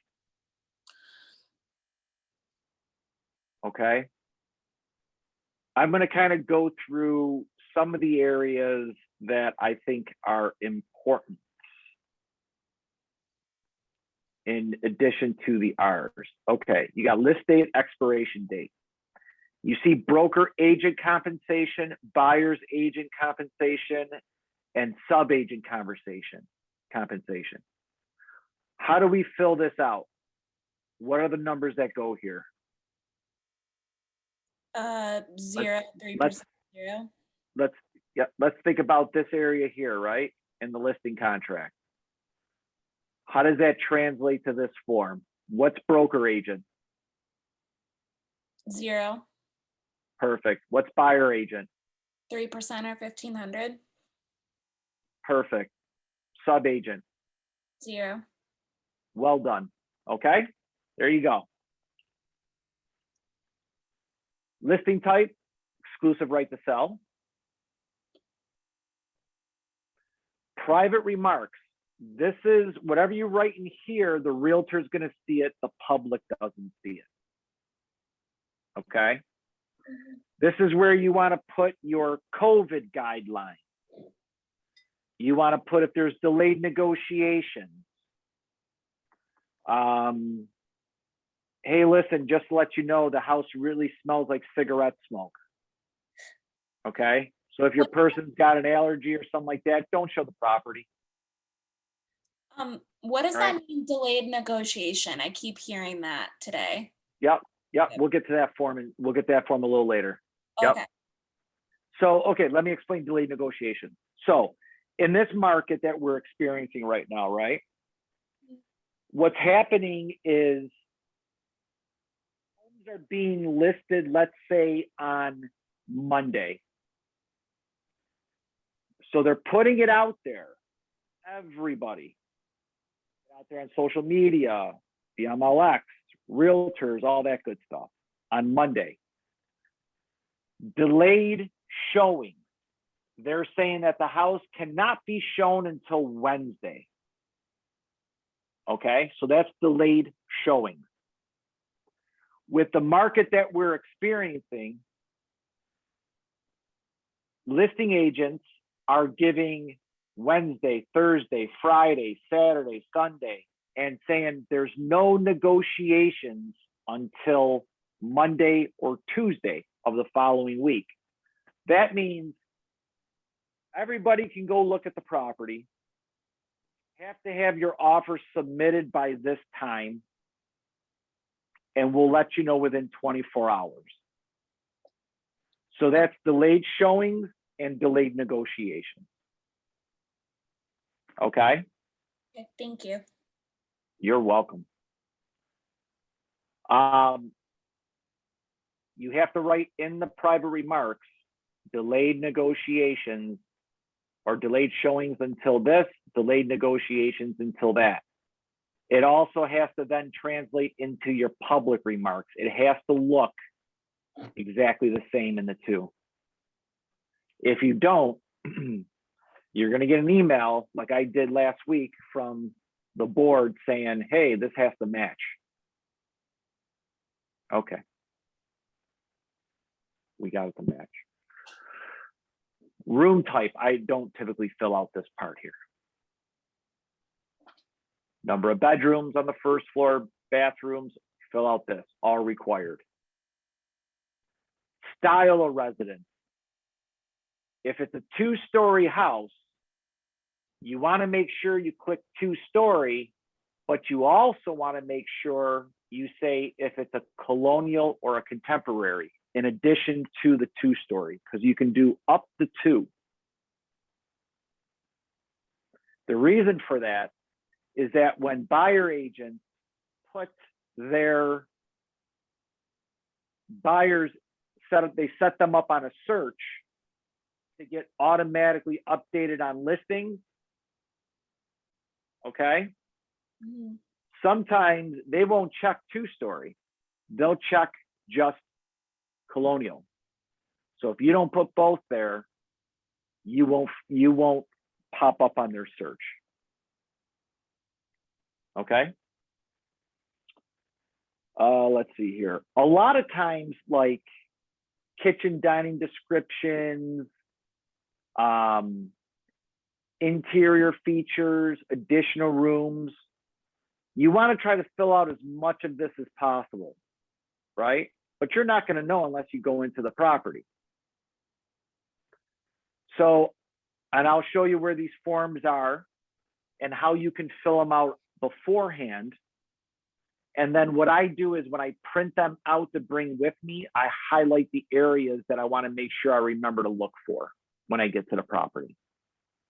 Okay. Oh, why did it just do this? Hold on one sec.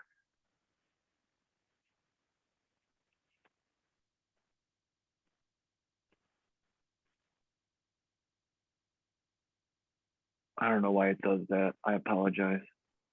No problem. Okay. So, HVAC type. So you want to know if it's forced air, central air conditioning, the fuel, if it's gas, electric, sewer description, sewers, or if there's septic system. Let's talk about possible financing. Okay. Do we know what the difference between FHA, VA, and conventional are? What do we got? What are you thinking it is? What's the difference between the three?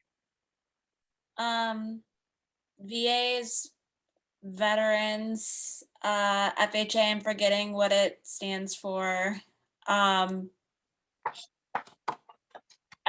learned about it. I can't remember the exact differences. It's a government backed loan is the FHA, and then conventional is from a regular bank or a federal credit union or something.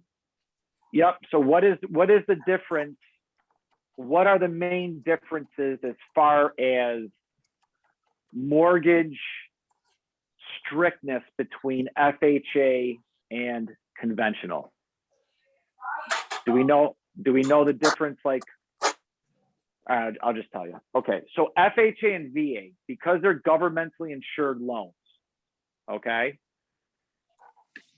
When the appraisal is done for a governmentally insured loan versus a conventional loan, they look for condition of the property, chipping paint. Does the roof have any life left on it? Are the handrails intact? So they look for safety issues for VA and FHA. Conventional is more lenient with that, okay?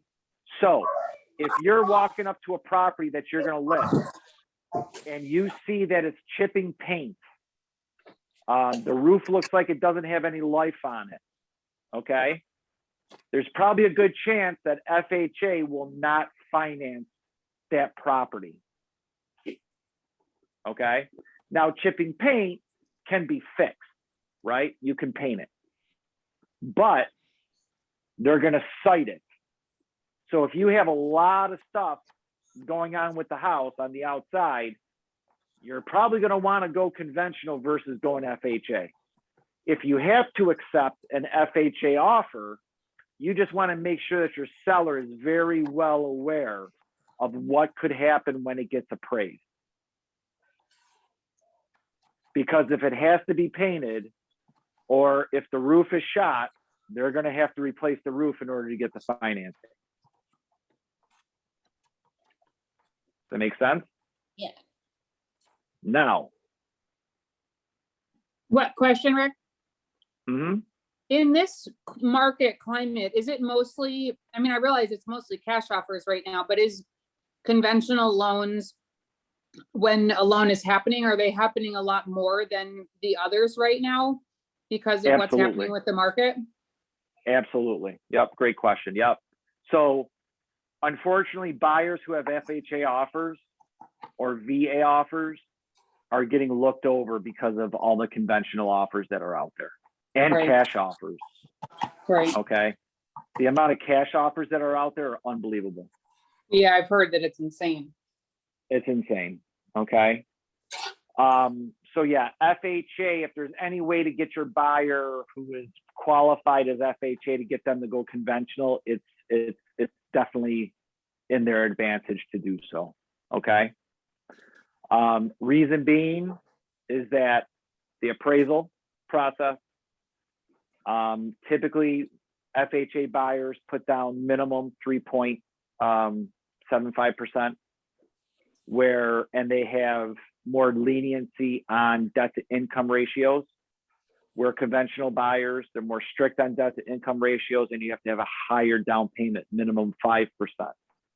So if you have an offer that comes in on your listing, terms or price, no engineer's inspection, everything's exactly the same, except one's an FHA buyer and the other's a conventional buyer, you're typically going to go to the side of the conventional because they're just a stronger buyer on paper. Okay. So now the other thing is that if you're listing a townhouse, you want to make sure that you call the what is the name there? The Is it the HOA? The HOA company there. So Homeowners Association? yeah, so there's like Hendrick, whatever they're called. So you want to call the HOA company that oversees the townhouse community and ask them if they accept FHA offers, because a lot of townhome communities do not accept FHA. Almost all condo communities do not accept FHA.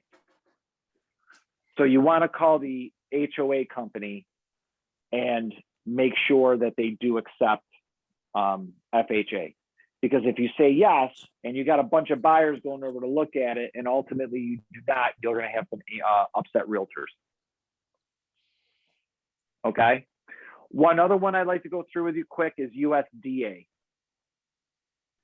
USDA is a great loan for rural parts of the counties. So like Parma and West, Henrietta and South. Okay. They give you pretty much no money down. They can cover a lot of your closing costs. There's income limits on those loans, but if you think your property may qualify for it, it's very important to list it as a possibility. Okay, so you can go on USDA.com and they'll give you a map of what areas are eligible. Okay. All right. So those County- USDA are, Go ahead. the USDA loans, those are available on like just regular residential homes. It doesn't have to be a farm or a specific type of property in the rural Correct. areas. Yep, correct. Yep. Good question. Thank you. Town and county taxes, school taxes. If it's in Monroe County, you want to go on monroecounty.gov, type in the address, and it's going to give you the true taxes. Okay. If your property is located in a village, like the village of Webster or the village of Fairport, you need to call the village and get the village tax also.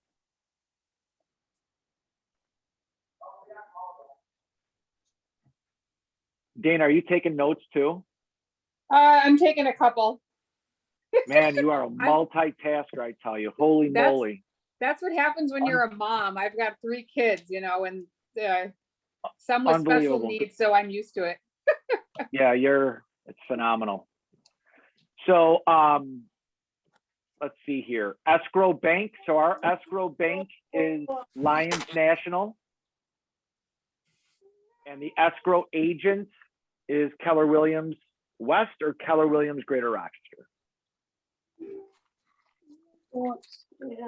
Possession is typically at closing. You want to say yes to internet street address, no to third-party blogs. And to be honest with you, I don't know what AVM is, but we always put no for AVM. All right. Owner sign, you sign, date, and put the firm. Mortgages, you know, we're not mortgage professionals, right? We sell real estate. It's very important to get yourself hooked up with the right mortgage professional, but you should also try to get as educated as possible with the type of loans that are out there. Okay. There's a lot of times I meet someone, oh, what are interest rates at? You know, what can we do here? I have X amount of dollars. What can I put down? This is kind of my credit score. You know, just kind of knowing it some is going to benefit you quite a bit. So definitely be a student in the mortgage field. All right. We're not professionals, but it's good to kind of know what's what with that.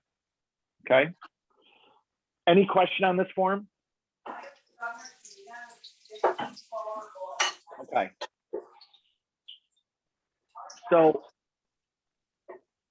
this is your property condition disclosure. This is filled out by the seller. This protects the buyer from any latent defects. A latent defect is something that the seller knows that happens to the house that the buyer would have no idea that it does happen.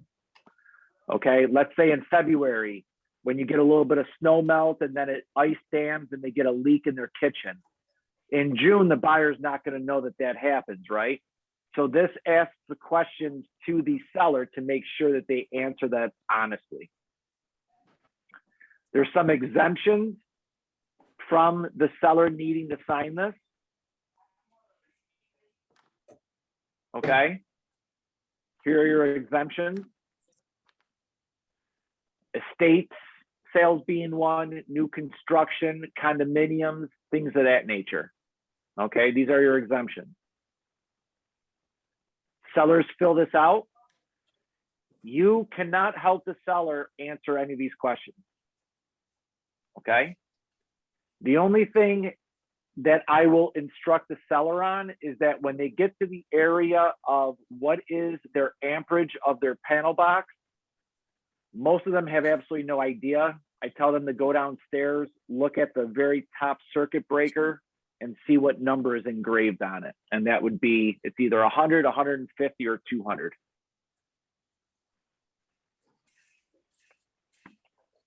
Am I losing you guys or are we okay? We're good. Okay. I'm good too. Do you find that people try to ask you questions about this and you kind of have to just steer them away from I can't help you with that? Or do you find that sellers are usually 100%, like, you know, they'll ask me like, you know, like this area here pops up a lot.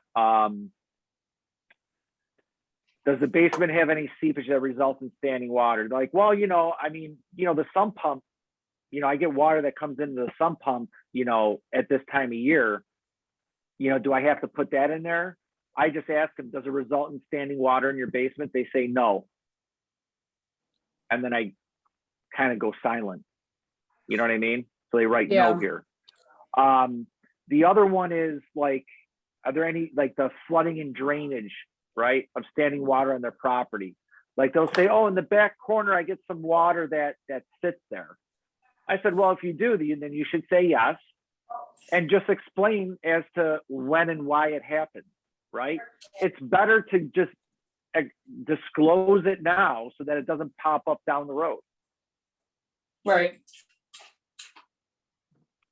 And to be honest with you, they're not going to give a hell standing water on the back northeast part of their property when there's 25 offers coming in. Buyers have a better chance of overlooking that now than they will if they find out before they close. You know what I'm saying? Yes. And Okay, do you like with pests, you know, like the termite and the ant questions and stuff, do you find that most people are putting unknown, or do most homeowners automatically, you know, just put yes or no? They'll put yes or no. You know, they'll either say I have no idea, then I tell them it's unknown.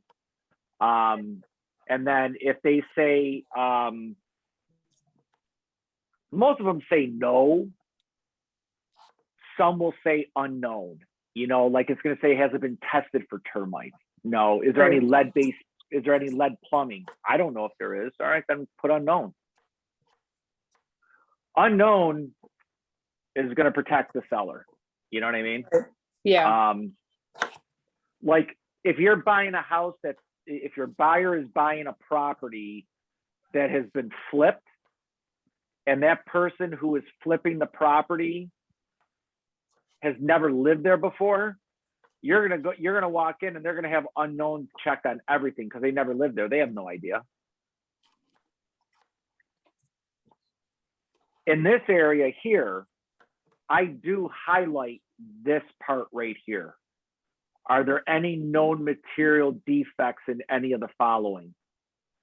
I highlight that because a lot of times the seller will say plumbing system. Yes, I have a plumbing system. It's not that. Is there any known material defects? So I highlight that. It happens 60% of the time. That's pretty bad. That's, yeah. Oh yeah, yeah. So yeah, that's the property condition disclosure. Lead-based paint. What properties need a lead-based paint addendum? Built prior to what? 78.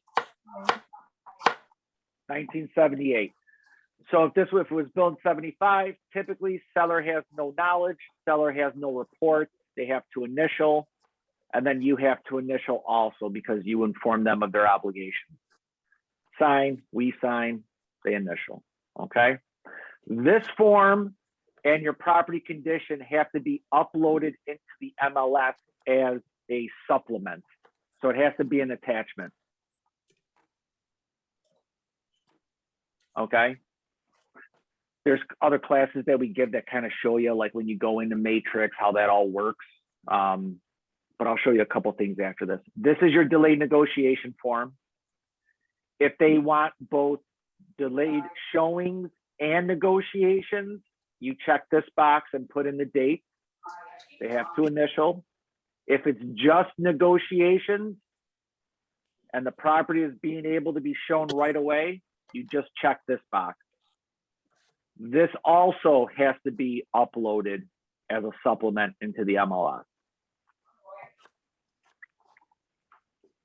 Let's say you don't receive an offer on the property within this delayed negotiation time.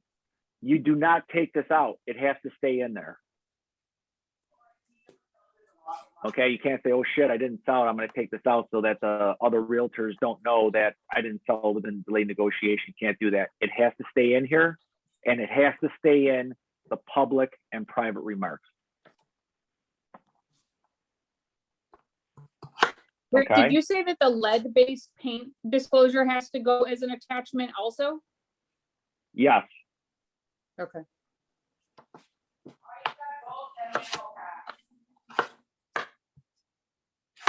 This is COVID screening, like if you wanted to have this at your listing, or if you wanted to have this at your open house. This is always good to have anyone that comes into the property sign to make sure that they, you know, haven't tested positive for COVID.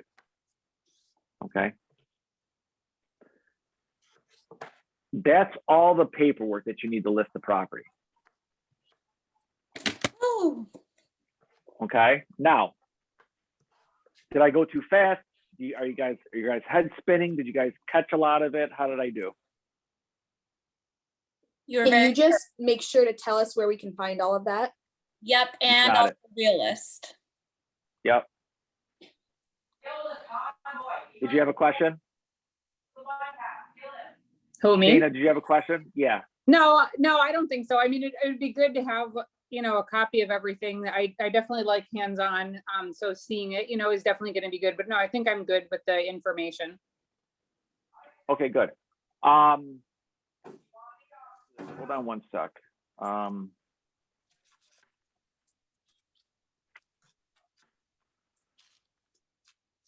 Let me X out of this guy.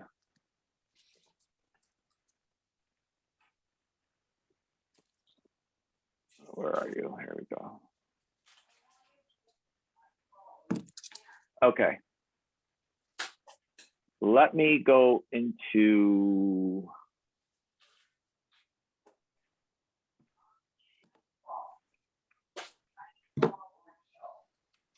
Safari.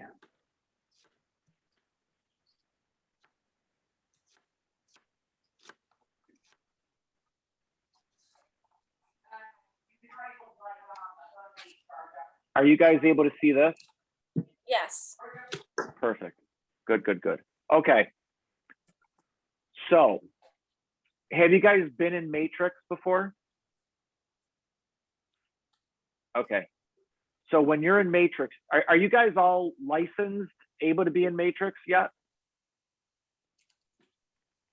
All right. I'm not in there yet. Yeah, definitely start playing around with it. You won't break it. Just go around and search, okay? I want you to guys look at external links. See this wolf? Yeah.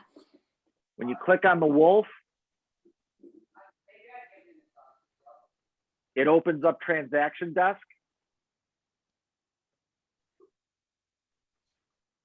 This little paper right here. Says forms.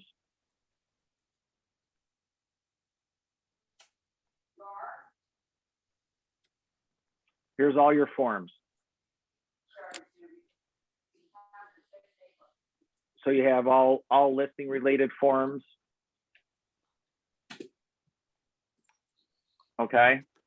Do me a favor. Give me your email addresses. We'll start from the top. So go ahead and give me your email addresses. I'm going to send you the PDF that I just went through so that you have all the forms. Okay. So one at a time, give me your email addresses. Mine is Um, Kaylee, Kayli, and then McMillan, McMillin at kw.com. Okay. Mine is A M and then my last name, so LUTRARIO@gmail.com. I don't have my KW stuff set up yet with Chris. All right. So AMLUTRARIO. Yep, at Gmail. Okay. And Dana. so mine is Dana, my first name, it's Dayna. And then the words in the country at gmail.com.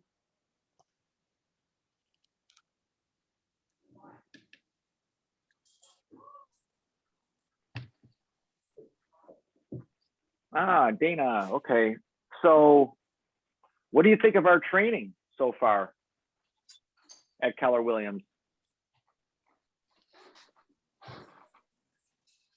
Are you there? Yeah, so this is the first thing I've been on. I think, I mean, it's been good. This has definitely been interesting. I'm friends with Bev Howe, who is in the Rochester branch, and that's where I'm probably going to end up being with.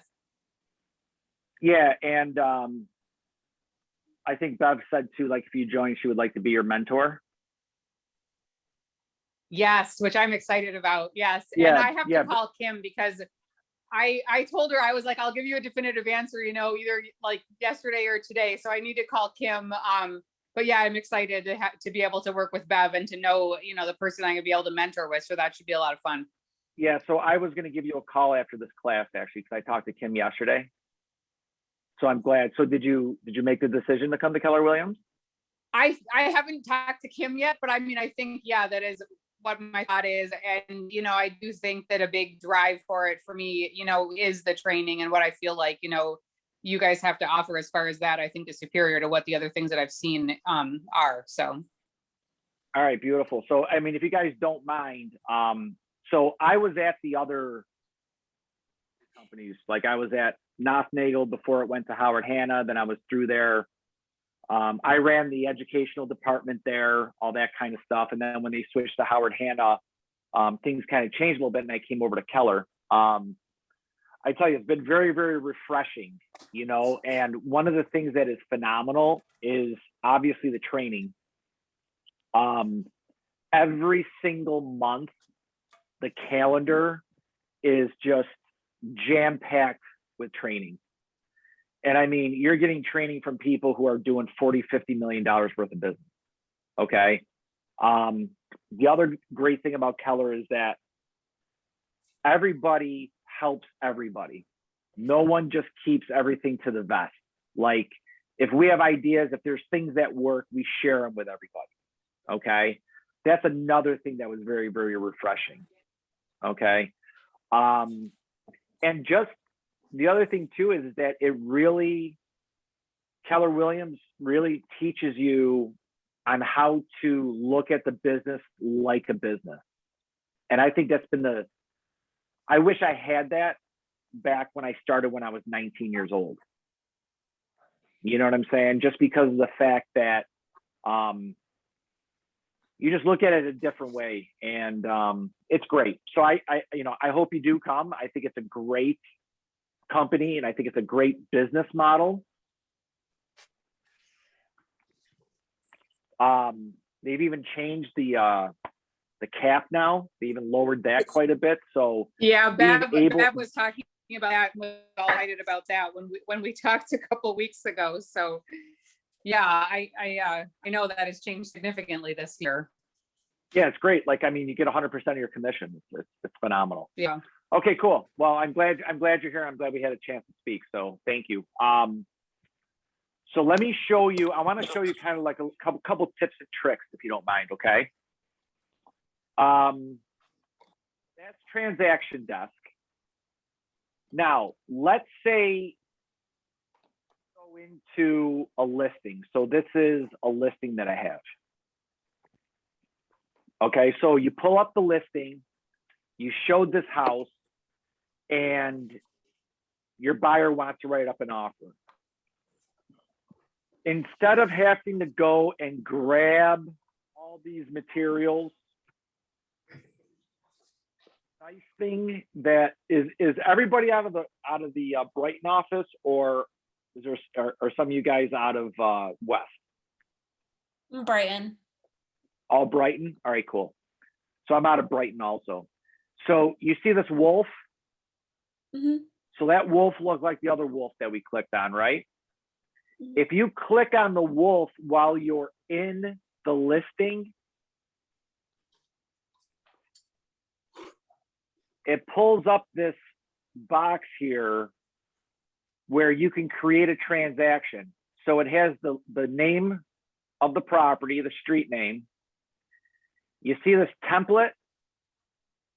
If you go down to KW Purchase Residential Home, it automatically pulls you in as a selling agent and the MLS number. If you click create,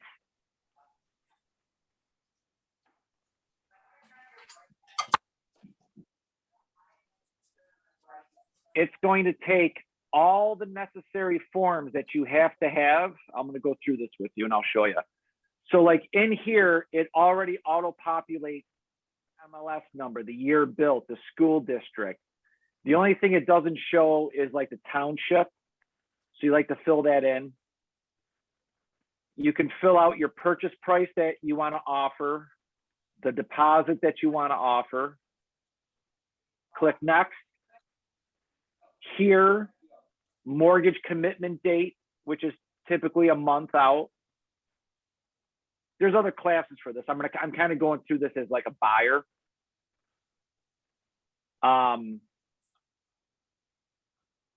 And then your closing date you can fill out. So I'm doing this from a buyer standpoint, like you're filling this out from a buyer, okay? It has all your information here. And then if you click next, you see, here's all your forms. Some of these forms you don't need though, okay? So you're gonna have to recognize the forms that you don't need. Like contingency addendum, if you click these three dots, you can delete it. But check this out. If you open up, say here, the purchase and sale contract, if you click edit, there's your purchase offer.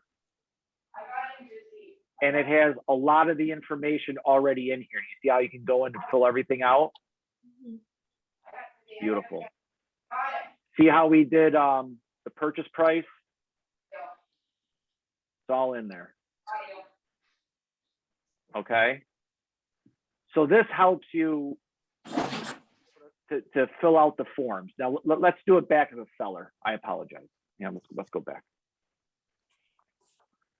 So I'm going to X out of this.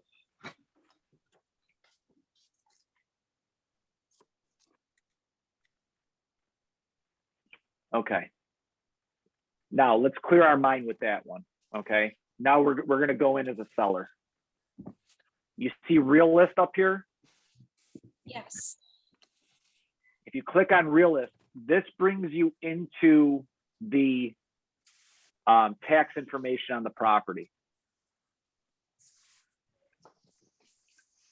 So I'm just going to make up an address here.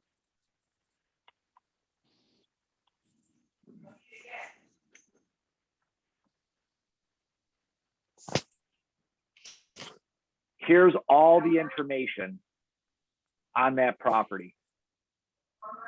Bedroom, square footage, baths, year built, et cetera, et cetera.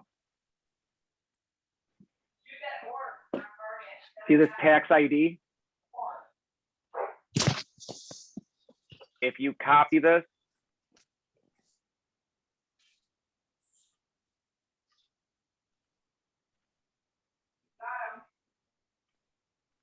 and go back into your forms. So let's start fresh. So here's your home screen. So you went into Realist, you copied the tax map number, okay? You want to create a transaction. You want to put the street address.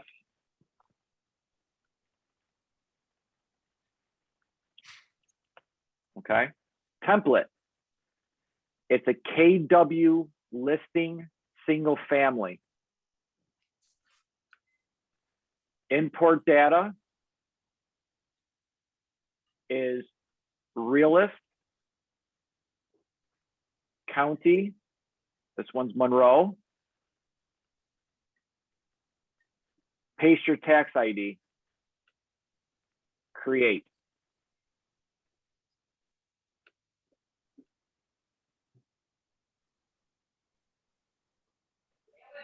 See how it just took all that information and put it in there for you? Beautiful, right? Yeah. Let's say we're going to list it at 300,000. I'm just going to bounce around a little bit. You got your transaction dates, that's fine. So you see here, these are the owners of the property. Next, here's all your forms.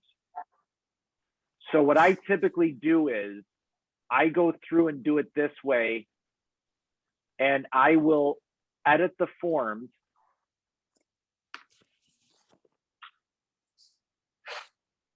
through here, okay?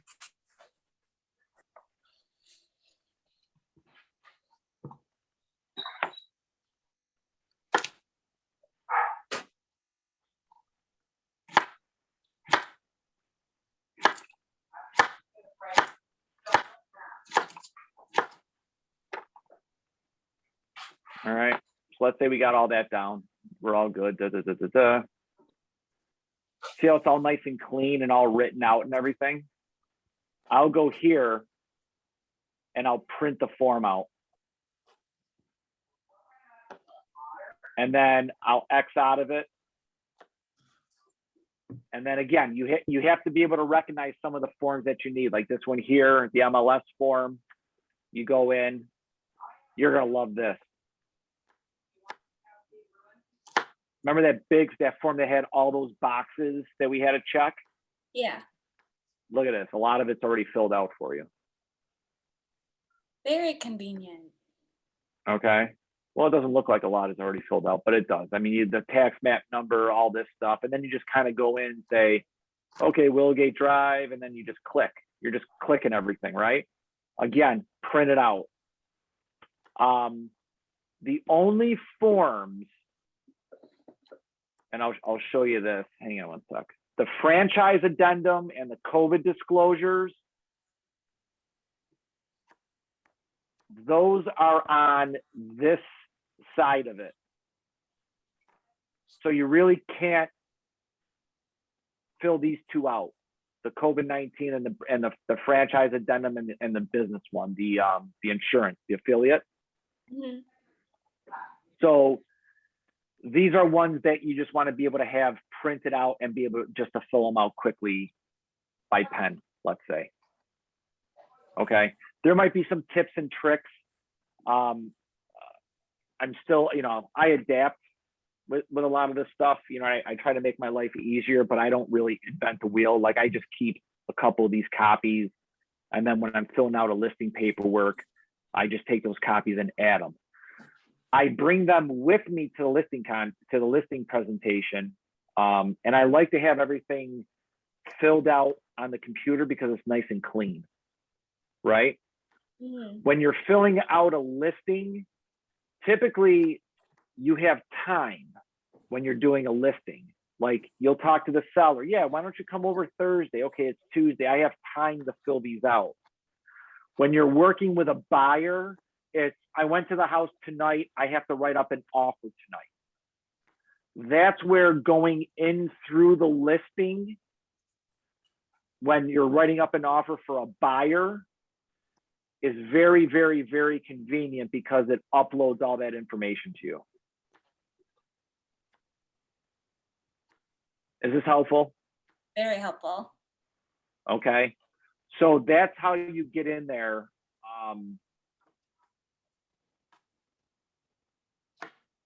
Through Matrix. I'm going to show you something else, right? As a new agent, a lot of times, you know, the best ways to find business is by doing open houses, right? But in this market and with COVID, there's not a lot of open house opportunities. A lot of agents will post on our Facebook page, hey, anyone looking for help doing an open, let me know. That's great. You see this right here where it says my office's active listing? Mhm. If you click on that, that gives you every listing that our office has. So if you go through this and let's say Greece is your area, I would go through all the Greece and say, okay, this one on Banbury. Well, this one, you know, reach out, say, you know, hey, Susan, I see this house is listed. You know, if you're interested in having someone do an open, I'd love to help you. This is how you're proactive versus being reactive. And the agents who have had the most success with open houses, this is the way that they're doing it.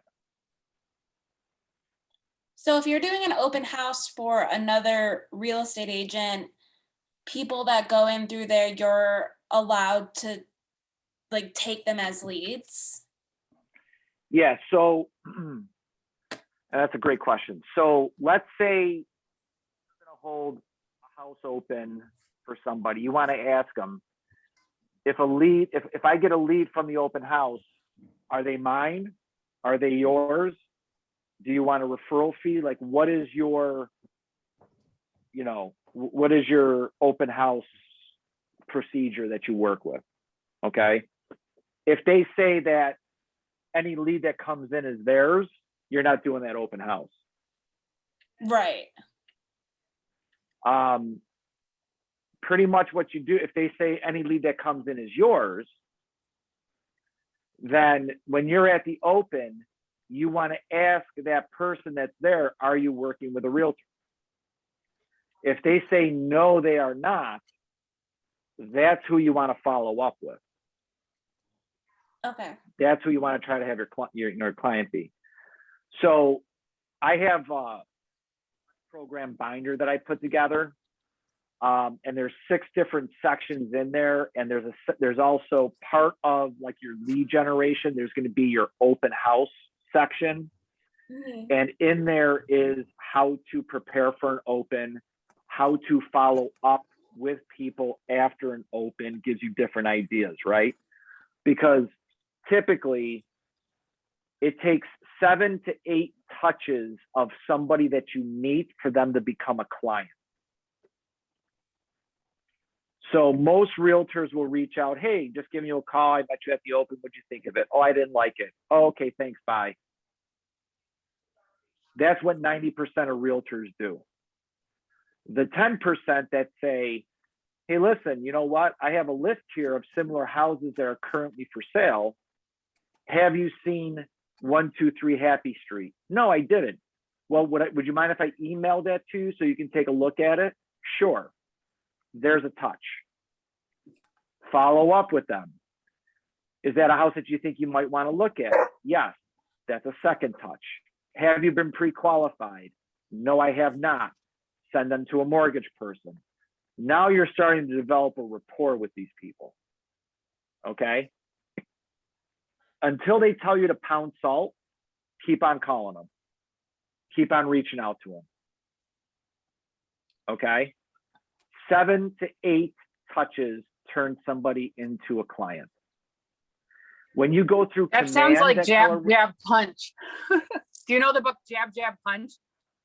no, but it's similar to It that. sounds, yeah, he talks about how you have to keep like, and I think it covers a lot of businesses, you know, you have to keep kind of just like jabbing someone and nudging them and nudging them and nudging them until you can really like hit them, you know, with what you want. And that's exactly what you're talking about. Yeah, we call it dripping, right? So like if you're like command that we offer, Command that Keller Williams has, they have unbelievable drip campaigns in there.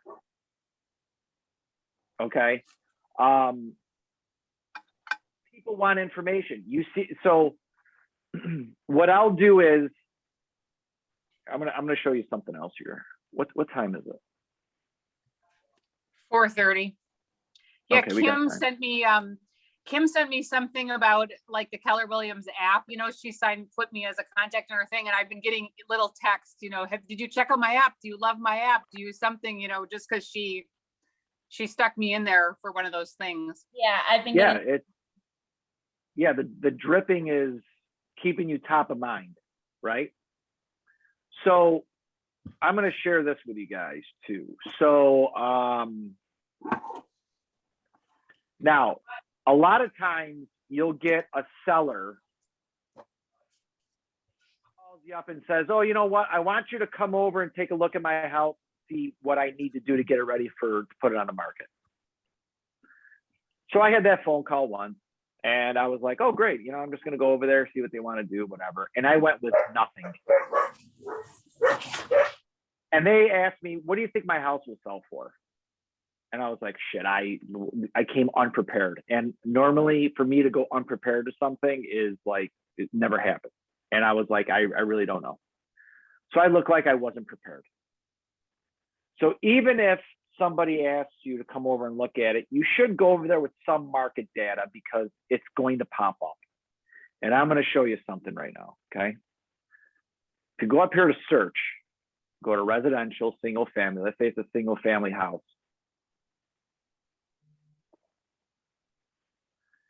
You want to do actives, continue to show is fine, under contract, pending, and sold.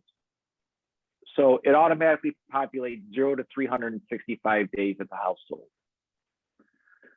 Let's say the house you're going to is in Webster. Let's say it's a 2-story colonial. Now here's the thing. It always populates and down here. You don't want and, you want or. Because if they put one or the other in there and you put and, it's not gonna show up.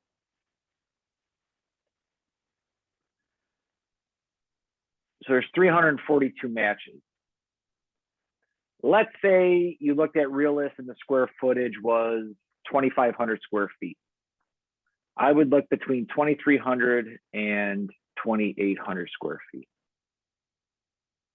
74 matches. Okay. Okay, for shits and giggles, let's just go through and do the results. Here's all your results. Look at that. Only 3 houses listed. What does that tell you? Nothing's on the market, right? Under contracts, pendings, all that kind of stuff. Let's just say for this, instead of going through and, you know, taking out, putting in, all that kind of stuff, we just click that box. This box up here checks all of them. See this quick CMA tab?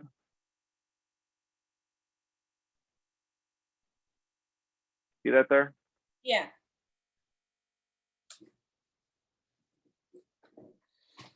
This just took all those 70 houses and grouped them into actives, under contract, pendings, and sold. It gave you all the averages. Average sale price or average house, 4-bedroom, 2.5 bath, 2,535 square feet. What they're selling for per square foot, list price to sale price, days on the market. Look how nice all this is. Yeah, but this This doesn't, is called it. oh, I'm sorry. No, go ahead.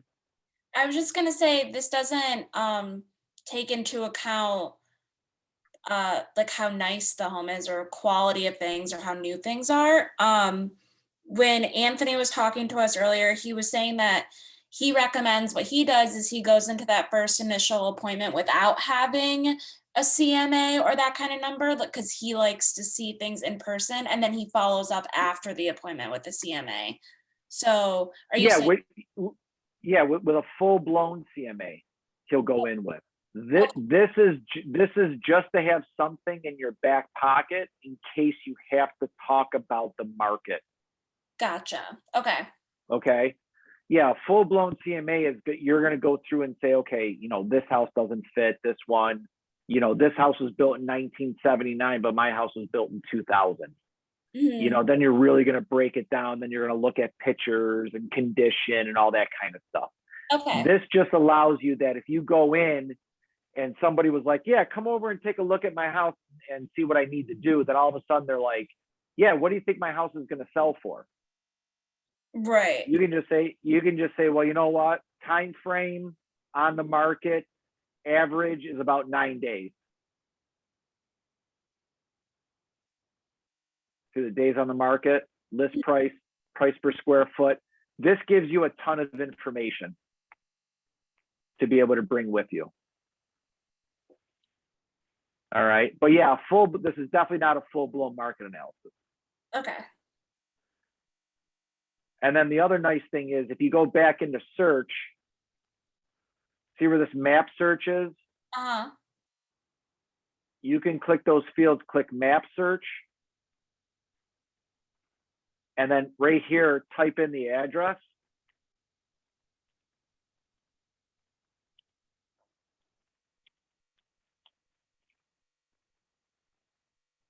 And this is going to show you what some of the solds are in the immediate area. See these little boxes? Mhm. You can click a rectangle and say, okay, I want to do here, you know, to do this area. And then go back to criteria. And it's going to have those 3 houses that popped up on your search. So you can do it more, you know, specific to the area if you'd like, instead of just the whole entire town. Okay. Just a little, you know, a couple things to mess around with. So I showed you where to get the forms. I showed you, what was the other thing? And I showed you Real List, right? Yeah. Other than that, you guys have any other questions about anything? I have a question that's a little bit unrelated. It's for sellers and buyers. When because you're talking about before, like there's mortgage people. Earlier, Anthony was talking about photographers. There's all of these people that you kind of have to work with while you're getting started. And when you're new and getting started, and I don't know anyone in any of these industries, do you have any advice of kind of how to build that like circle for a new Oh, agent? absolutely. Yeah. Let me, hold on. Let me, Are you talking about like lenders type of deal? Yeah, just like all of the different people that you would be working with. I've been wondering how I'm supposed to know who's good, who's You bad. said you're going to meet up with Chris Whitus, right? Yes. So when I went and met up with her, she actually showed me, it's called like the in the know folder, I believe. And she showed me how to access that. And then there's like a list of different vendors for all of those. Oh, okay, that's great. Yeah, My meeting with her isn't until Thursday, so I'm a little bit blind on all of this. I have nothing set up yet. So thank you so much. of course. I'm going to send you guys, hold on one sec here. Okay. Let's see.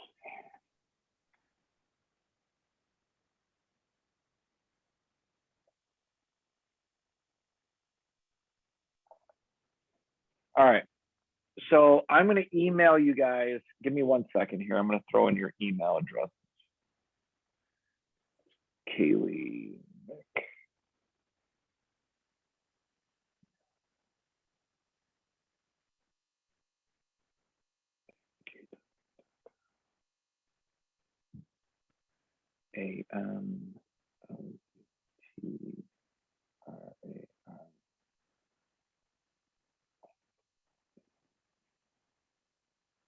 It's going to be worth the wait. Hold on. I'll explain what this is. No rush. And DAYMA in the country at Gmail. Okay, so this video that I'm sending you, this is from Premium Mortgage. Okay, Premium Mortgage, like if you're working with a premium mortgage representative, at the end of the video, there's 2 links of people that they recommend new agents talk to. If you're listing a house, or if you have a buyer and you see a premium mortgage pre-qual come in, you know that that person is going to be able to cross the finish line. Okay, so premium mortgage is great. Okay. The other thing is that premium mortgage also invests in realtors. Okay, so if you wanted to send out an announcement letter, postcard that you're in the business, if you want to send out like they send out monthly, sometimes even bi-weekly Facebook posts that you post on it, like high quality stuff. Okay, just listed, just sold, you're going to do an open house, you want an open house flyer with your information on it. They do all this stuff for you for free. Okay, so if you, and you don't have to reinvent the wheel on this stuff. They have tons of things, postcards, like, so I have 500 people in my database. I send out something to them once a month. So that's 6,000 pieces of mail a year. They pay for all the stuff that gets sent out. I split the postage. It costs me $900 a year. They send me the proof before they send it out. I okay it and it's out. They send me a bill for half the postage, done. I sell a house. They send out a just sold postcard for me. I pay for half the postage. Just listed, half the postage. Now, don't think that you have to be in business in order for them to help you. They want to help you get into business also. So when you watch this video, excuse me, you're going to be able to see everything that the majority of the stuff that they can do for you. Oh, great. Okay. So when you get busy, you don't have time to think about, yeah, I got to send out, turn the clocks forward. Next thing you know, it pops up in your email. You're like, yep, that's good. They have your database. They send it out. They send it out for you. Done. All right. So you guys should have that video in your email, and then reach out to the 2 loan reps that they have at the end of it, and they'll be happy to get together with you, talk to you, and say, okay, what would you like to send out? And they design all of it. And it's free. Awesome. All right. So that's where I would set up getting to know a mortgage person. But when you're looking at a mortgage person, you got to make sure that they're going to invest in you. Okay. Attorneys, you know, when you get your mentor, see who they recommend, you know, that sort of thing. They'll be able to help you with that. I roll my own burgers too. So,